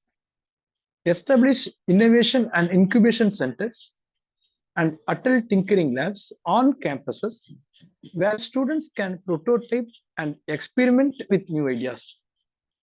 For example, Atal tinkering labs in schools and innovation and incubation centers in college like Amity University allow students to experiment with robotics, IoT devices, and renewable energy prototypes, thereby fostering a culture of practical innovation. Finally, we are implementing choice-based credit system. There is offered credits for innovation projects, patent filing, or participation in innovation challenges such as Smart India Hackathon. Many universities, such as VIT, award credits for projects submitted to the Smart India Hackathon or for filing patent or entrepreneurship challenges, thereby motivating students to participate in innovation-driven activities along with academic courses. These approaches will align with NEP that call for flexible and practical learning that stimulates creativity and transforms students into innovators. Next is integrating entrepreneurship into academic programs. NEP recognizes entrepreneurship education as vital for developing self-reliant graduates capable of generating employment rather than solely seeking it. The inclusion of entrepreneurship in the curriculum can be achieved through entrepreneurship and startup courses. That is, introduce dedicated courses such as entrepreneurship development, business incubation, financial literacy, and startup management across all disciplines. In IIT Delhi, they offer courses like entrepreneurship development and startup management, where students can learn business planning, funding strategies, and lean startup methods, regardless of their primary discipline. Establish entrepreneurship development cells, startup incubators, and innovation clubs to support students in ideation, mentorship, and startup creation. In Amity University, they established entrepreneurship development cells and innovation clubs that provides mentorship, seed funding, and network opportunities, enabling students to turn ideas into viable startups. Now, most of the higher education institutions are offering seed funding to the students. Usually, initially, the higher education institutions offered seed capital for faculty members to carry out research or innovation. Now, most of the institutions started offering seed funding for students community who are very eager in research or who are passionate towards innovation. Next is credit-based entrepreneurship activities. Allow students to earn academic credits for developing business models, launching startups, or participating in entrepreneurship boot camps. For example, VIT, once again, VIT is following the same. Students can earn academic credits for participating in hackathons, developing business prototypes, or presenting startup pitches. That is integrating entrepreneurship into their academic journey. That is, when the students participate in a hackathon or they participate in some entrepreneurship programs organized by some benchmark institutions, the institutes are offering extra credit or they are offering as an additional credit. Industry partnership and internships. The higher education institutions can collaborate with industries, venture capitalists, and innovation hubs for practical exposure, market understanding, and funding opportunities. For example, Bennett University, they collaborate with startups, venture capitalists, and corporate partners to provide students on internship in product development and to carry out market research, thereby helping students to gain real-world entrepreneurial experience and funding support. Next, we can align institutional curricula with AICT's NIS, that is National Innovation and Startup Policy, or encouraging faculty and students to engage in startup development and intellectual property creation. That is, many AICT affiliated institutions align their curricula with National Innovation and Startup Policy guidelines, that is, encouraging students to file patents, develop prototypes, and participate in startup accelerators, while faculty are incentivized to mentor and commercialize the research innovations. By embedding entrepreneurship into the curriculum, institutions can cultivate innovation-driven leaders who contribute to Atmanirbhar Bharat, that is self-reliant India. Next, fourth is developing interdisciplinary and flexible curriculum structures. NEP 2020 advocates for multidisciplinary education through flexible curricular structures. There is multiple entry and exit options. யோசிச்சு பாரு, ஒரு முறை சுடிதார்ல பார்த்தாங்க, ஒரு முறை சாரில பார்த்தாங்க. எந்த பெத்தவங்களும் இந்த ட்ரெஸ்ல ஏத்துக்க மாட்டாங்க. எங்க ஆத்தாலே என்ன ஏத்துக்க மாட்டாங்க. Hello students, to explore research and innovation. Allow students to explore research and innovation courses at various academic stages without losing academic progression. That is Symbiosis International University. Allow students enroll in a 4-year graduate undergraduate program to exit after first year or second year or third year. Almost the universities which implemented, which follows NEP, must offer or offering this multiple entry and exit options. Cross-department collaborations, that is, encourage joint courses or projects between departments, that is, engineering and business or science and design, to generate innovative solutions. For example, in IIT Mumbai, engineering students collaborate with business students in the technology entrepreneurship course, jointly developing prototypes and business plans for IoT-based healthcare devices, combining technical innovation with market strategy. Integration of liberal arts, that is, combine liberal arts with STEM subjects to broaden creativity, ethical understanding, and social awareness among innovators and entrepreneurs. That is, Asoka University and Jindal Global University offered programs where science and engineering students take ethics, philosophy, and sociology courses to understand societal impact of technology, ensuring innovations are socially responsible and human-centered.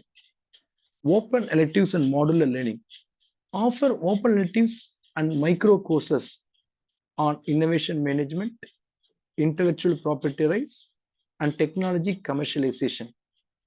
Example, VIT University provides open elective such as intellectual property rights, technology commercialization, and innovation management, where students from any discipline can choose to earn credit, thereby enhancing their entrepreneurial and innovation skills.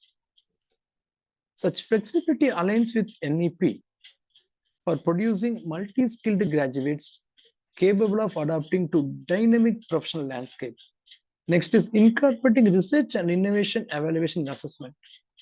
To effectively integrate research and innovation evaluation into the curriculum, assessment system must be restructured to value creativity, innovation, and application over memorization. That is, we want to change the evaluation pattern. That is, project and portfolio-based evaluation. Replace traditional exams with project submissions, research portfolios, and innovation prototypes. In foreign, for example, in Thailand, a few of our students have visited, where there is only one, they are conducting only one examination. That too, it's called as internal examination or mid model examination. For final examination, students are asked to present whatever they learn in a video form or short video. Once the students have presented the learned content in a short video type, they are based on the content video capturing the content of the video, they are offering pass mark. For example, in BITS Pilani, evaluate students through final year capstone projects and research portfolios, where engineering and management students submit prototypes, reports, and case studies instead of relying solely on written examinations. Involve industry experts and peers in evaluating innovation projects to ensure practical relevance. In IIT Chennai, Innovation and Entrepreneurship Program, students' projects are reviewed by faculty, peers, that is subject experts, and industry mentors, thus ensuring that solutions are technically sound, market relevant, and socially impactful.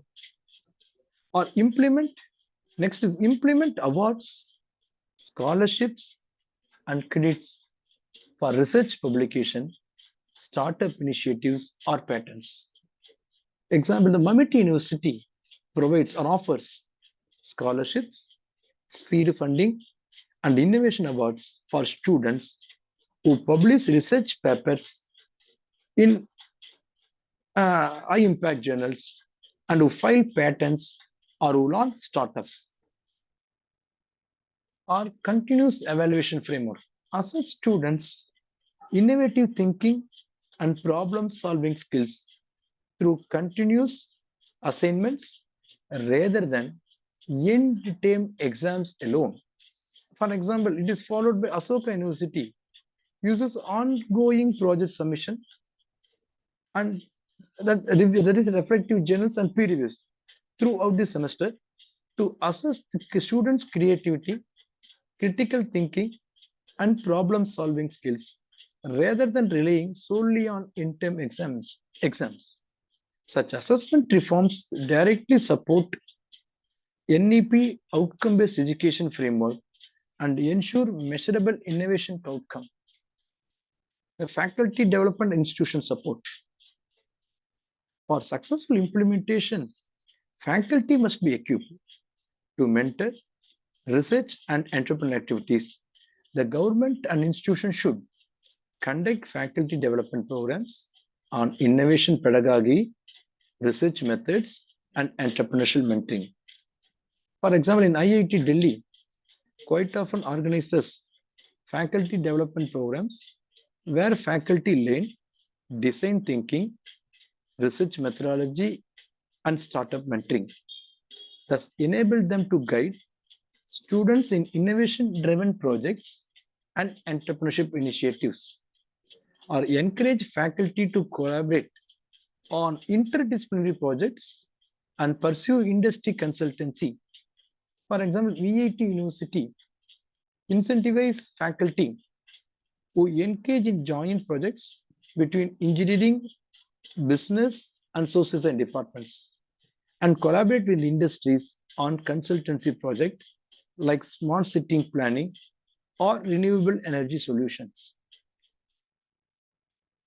Next is MIT University awards research grants, patent and offer financial assistance for patent filing support and recognizing awards for faculty who publish papers, secure intellectual property, or mentor student-led startups, fostering a culture of innovation. Now, almost all higher education institutions, either it may be university or college, they are offering cash incentive to the faculty members who publish in Scopus Journal and who file patents or who file copyrights.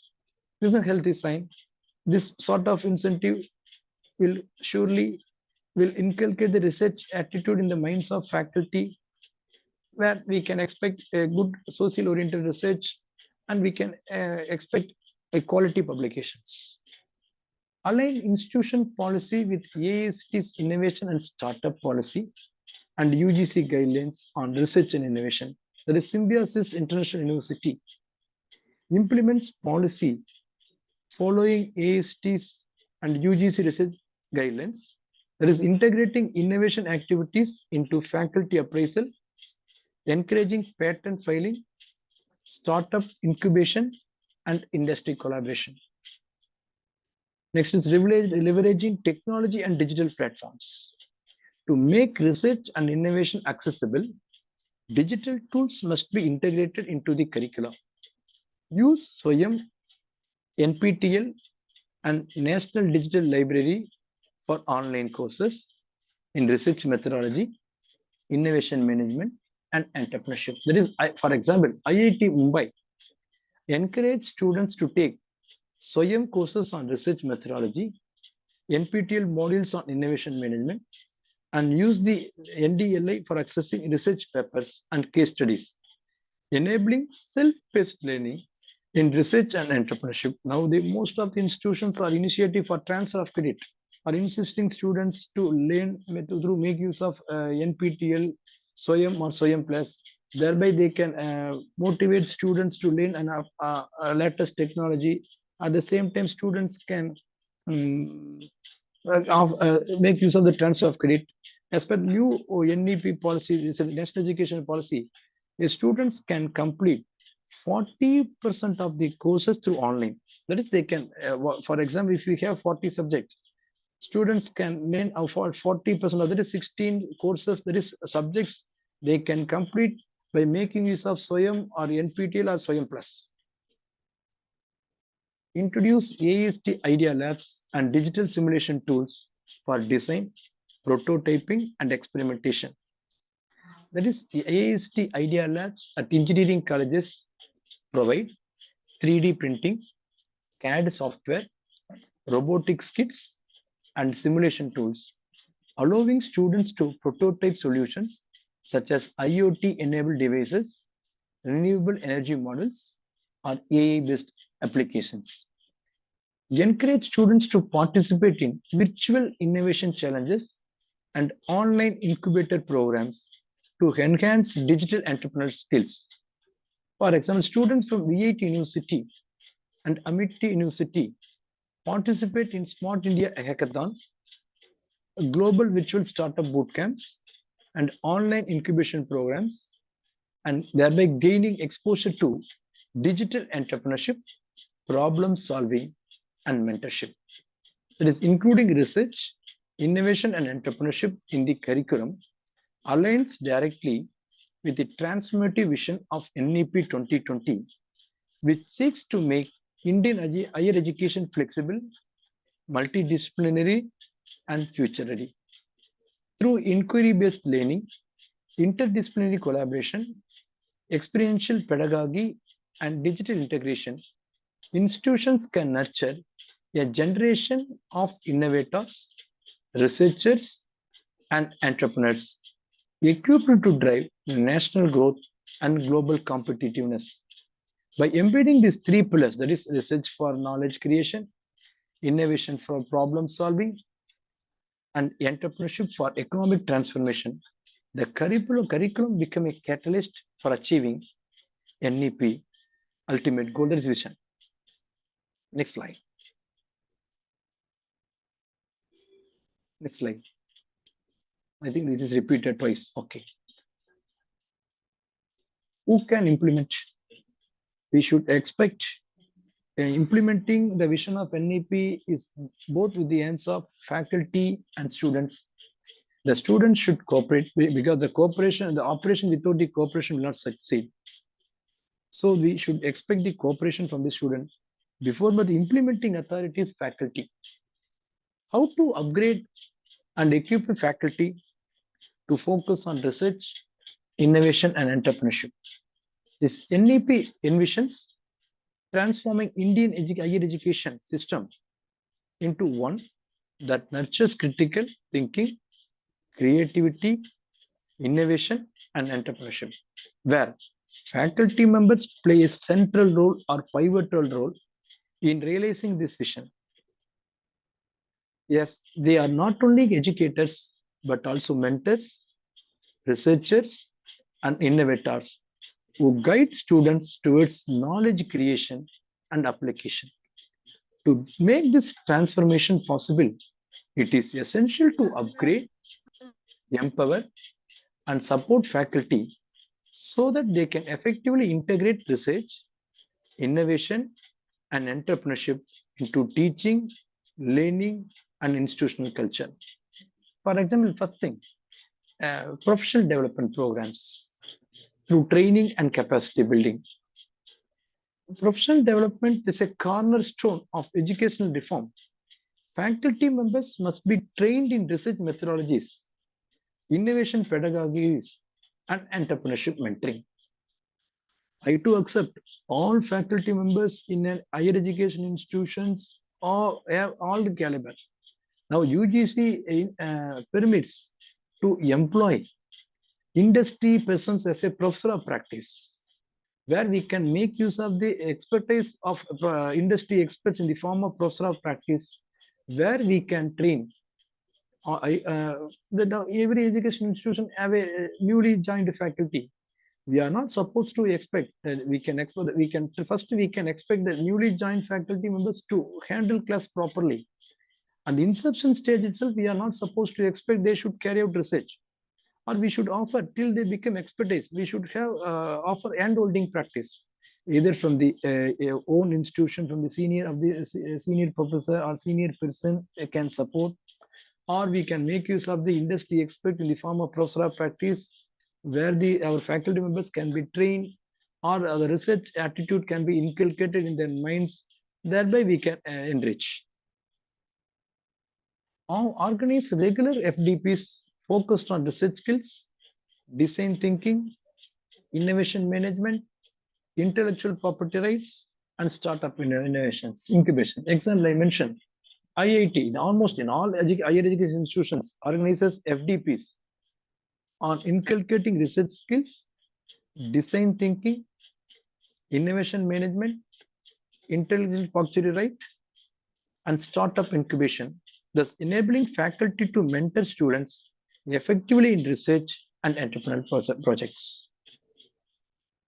Institutions can utilize initiatives like AICT training and learning, that is ATAL, Academic and Pandit Madan Mohan Malaviya National Mission on Teachers and Teaching, which provide structured training for enhancing faculty competence in innovation-led education. Now, almost all education institutions make it mandatory or insist that each and every faculty, once in semester, they want to complete a FDP program in Malaviya Vision, which is an additional credit not only for the faculty members, but it acts an additional credit for the institution growth as well. For example, faculty from engineering and management colleges across India participate in AIST ATAL, that is academic online and on-campus programs for gaining structured training in innovative teaching methods, technology integration, and research mentoring. As I mentioned, today also we are doing. AIST is offering numerous funding for organizing more number of FDPs, faculty development program, for the upskilling and reskilling of faculty members. We want to make use of it. And similarly, the institutions can organize workshop and refresh courses, conduct hands-on workshop on proposal writing, data analytics, interdisciplinary research, and prototype development. For example, University of Delhi conducts hands-on workshop on research proposal writing, data analytics, interdisciplinary research, and prototype development, equipping faculty with the practical skills required to guide the students-led innovations. That would, after the NIRF, every education institution ascertain that for grading, much more importance is offered for research, publications, and funding. Now, almost all the institutions are conducting faculty development program or workshop for training the faculties how to draft a research proposal, and what are the funding agencies available in India, what are the themes in which the faculty can write, and what are how to publish articles in Scopus or some other high impact journals. Collaborative learning and peer mentoring encourage experienced researchers and innovators within the institution to mentor their peers, fostering a culture of continuous learning.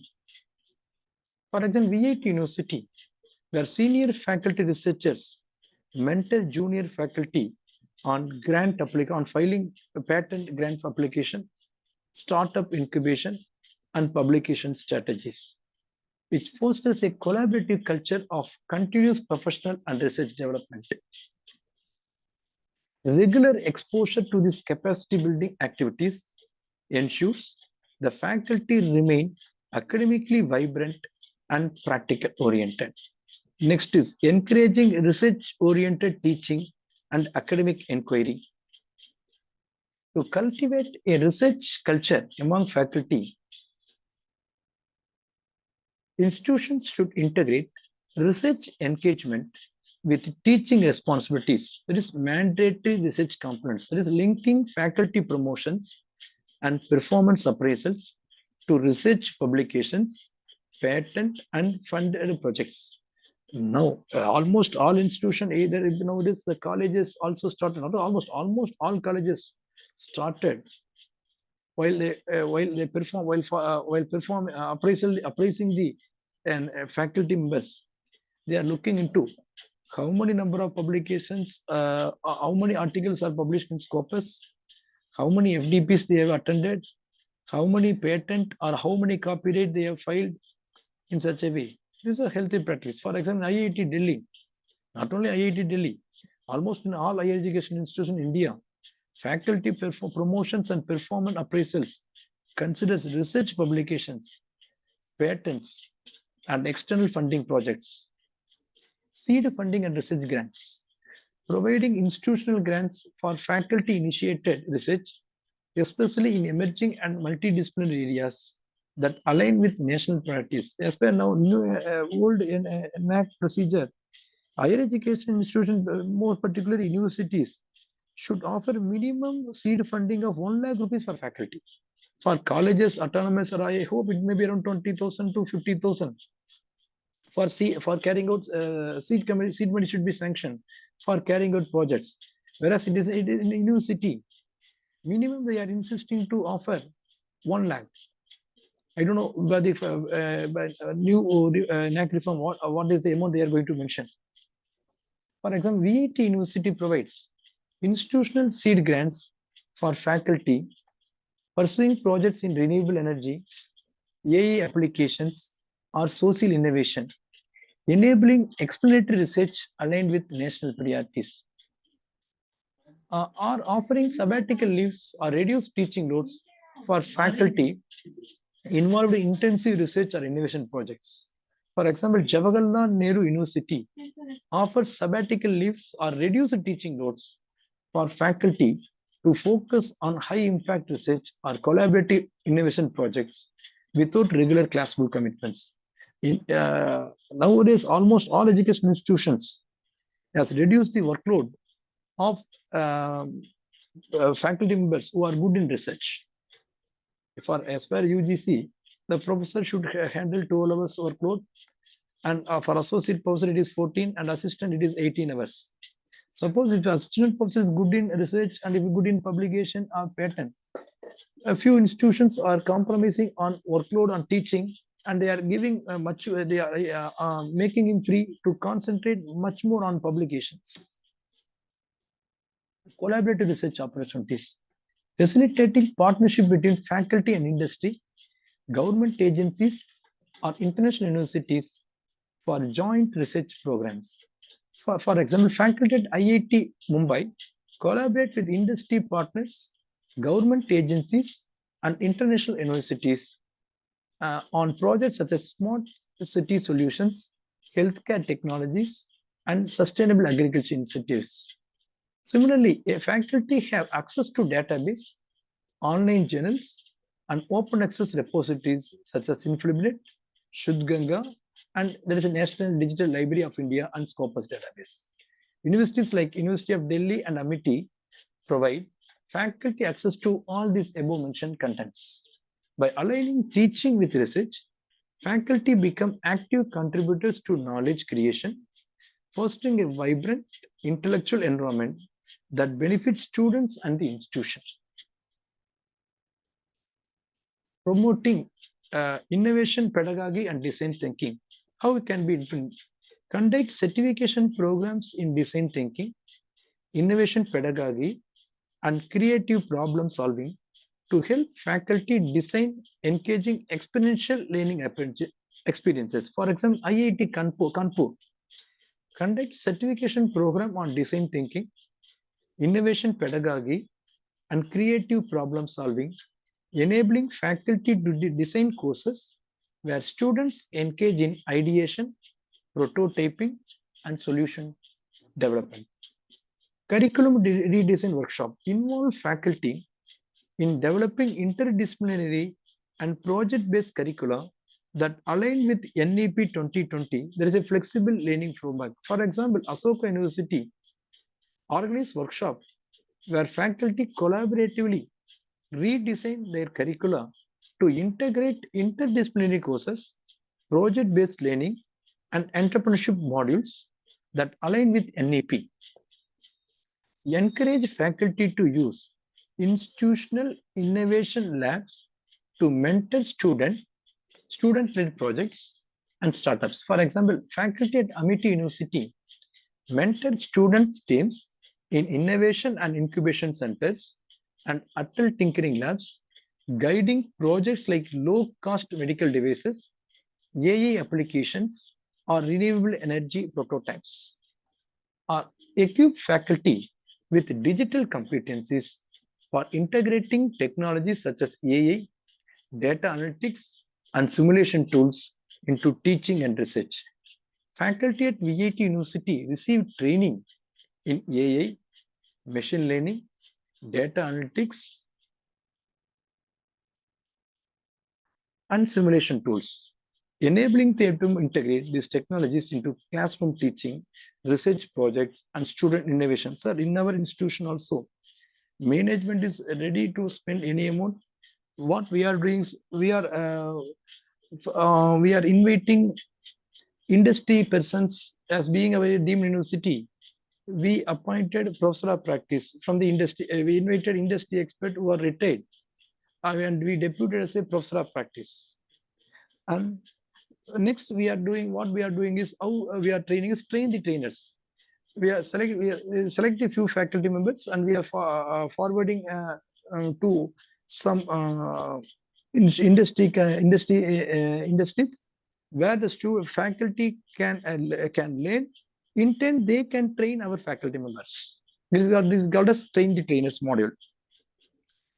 Next, we are inviting industry experts to our campus, and we are offering training to our faculty members on all the content. Train outcome-based learning. Train faculty in developing measurable innovation outcomes like patents, prototypes, community-based solutions. For example, Pilani is also doing the same. Building an entrepreneurial mindset among faculty. Conduct structured programs for faculty on entrepreneurship modules, startup incubation, and venture management. Next, facilitate faculty visit to startup incubators, innovation hubs, and industry accelerators to understand real-world entrepreneurship challenges. Encourage faculty to develop and commercialize their own innovation under AIST's National Innovation and Startup Policy. When I mentioned our management is more liberal, the faculty who come with ideas, management is ready to sponsor. The faculty who come with ideas, and the management is ready to sponsor for the students who come with ideas. So far around 15 to 20 startups we have promoted. Train faculty to mentor student entrepreneurs in idea validation, business planning, and access to funding opportunities. Next, institution support and incentive mechanisms. For faculty to prioritize research and innovation, institution must establish supportive ecosystem and incentive structure. It is introduce awards and incentives for outstanding research, innovations, patent filing, and startup mentorship. Almost all our institution is yearly once. During the month of February, Research Day will be celebrated, where all the faculty members who have outstanding contribution in terms of publication, patent, and project will be cash incentive will be offered. This practice nowadays almost all education institutions is adopting. Establish dedicated research and development cell and innovation and incubation centers within the institutions to coordinate and support faculty-led projects. For example, VIT University and IIT have innovation and incubation centers and R&D cells that contribute faculty-led research, support grant applications, and facilitate student industry collaborations. Allocate part of institutional budget based on research productivity, publication quality, and innovation outcomes. Nowadays, almost all in all education institutions, the budget amount allocated for the research is keep on increasing. The only thing, if now the faculty is also upgraded and upskilling, they are also focusing on social-oriented project. In almost all institutions, most of the institutions are ready to are liberally allotting more budget for project. Link this promotion policies, link academic promotions not only to teaching, but also to research output, technology transfer, and entrepreneurial initiatives. Similarly, provide laboratories, that is maker space and digital research platform to facilitate innovation and experimentation.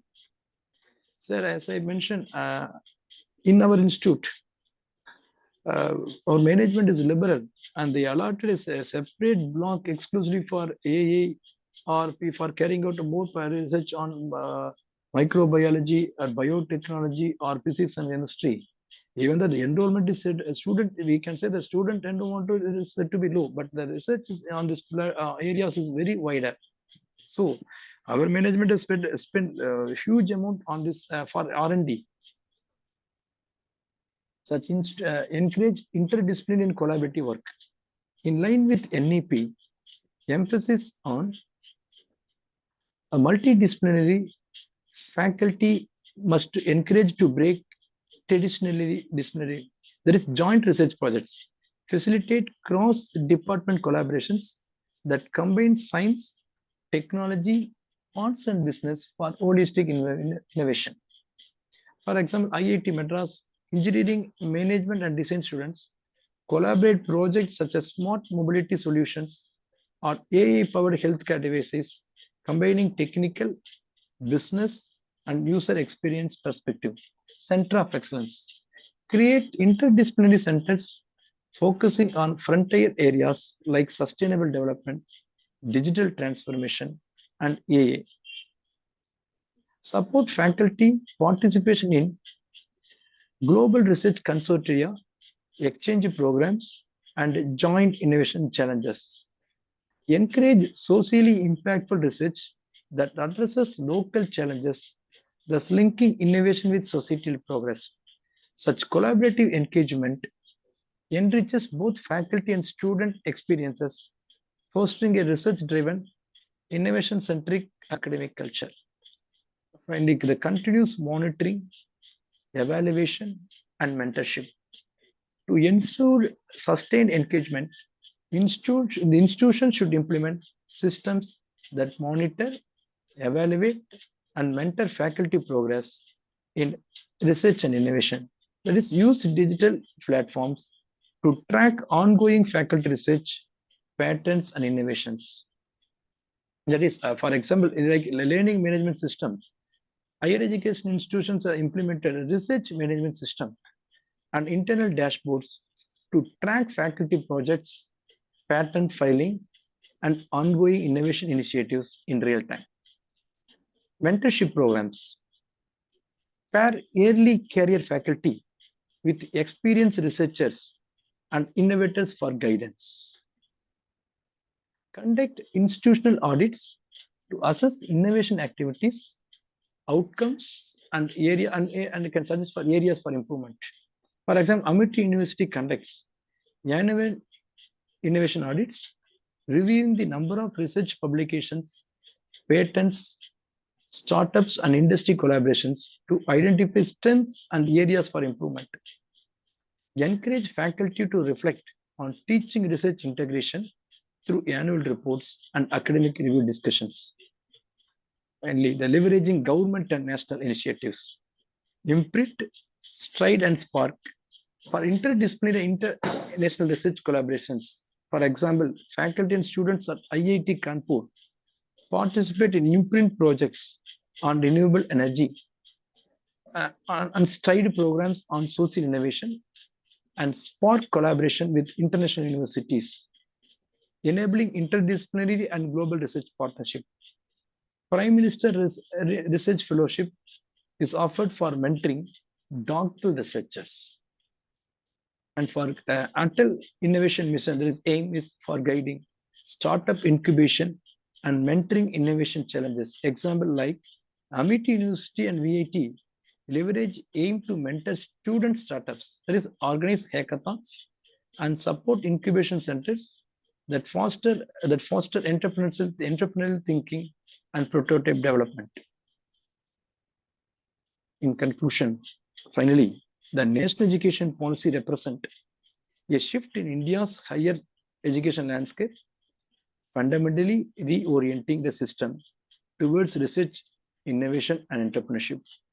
Unlike traditional education models that largely emphasize the rote learning and theoretical knowledge, NEP prioritizes the development of critical thinking, creativity, and problem-solving skills, ensuring that students are equipped to tackle complex challenges of the 21st century. By embedding research and innovation at all levels of higher education, the policy encourages learners to move beyond passive knowledge acquisition to active knowledge creation, fostering a culture of inquiry, experimentation, and interdisciplinary collaboration. With this, I conclude my session. Once again, I thank the authorities for offering this wonderful opportunity. And once again, I thank the listeners for their patient listening. Thank you.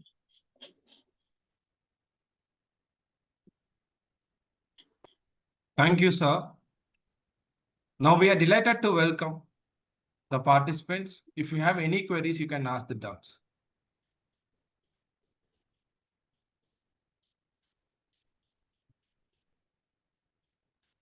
Dear participants, if you have any queries with Velmurugan sir, you can ask the doubts.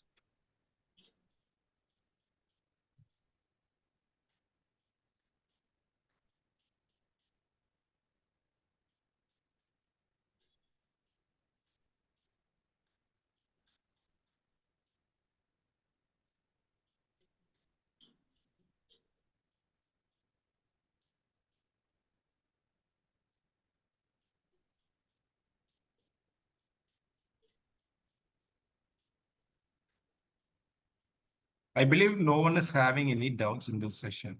Thank you so much, sir, for such a wonderful and motivating session. Your detailed insights on research, innovation, and entrepreneurship have truly broadened our understanding and inspired us to integrate these elements into our academic practices. We will now take up,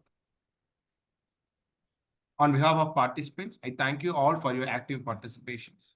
As we are running short of time, we shall now conclude our question and answer session and move towards the closing note of today's program. As we conclude day 3 of the Insightful Faculty Development Program, let us take a moment to express our heartfelt gratitude. We extend our thanks to esteemed speakers, Dr. P. Nalli ma'am and Dr. R. Velmurugan sir, for their valuable time, expertise, and enlightened sessions. Our deepest appreciation goes to management, respected principal, deans, and organizing committee members for their continuous guidance and support in making this program a successful one. A special thanks to all the participants for their enthusiasm and active engagement throughout today's session.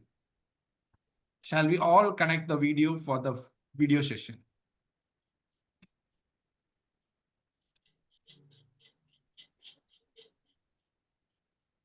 Thank you, Velmurugan sir. So it was very wonderful session. Thank you, sir. Thank you, sir. Thank you for thank you, Velmurugan sir. Thank you very much, sir. Thank you, Balaj. Thank you a lot. Thank you.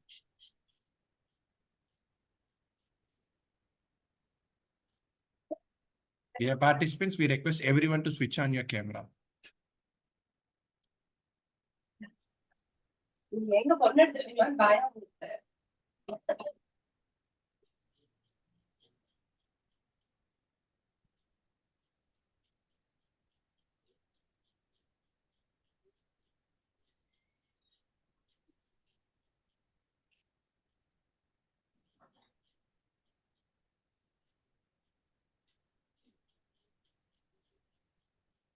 Thank you, participants.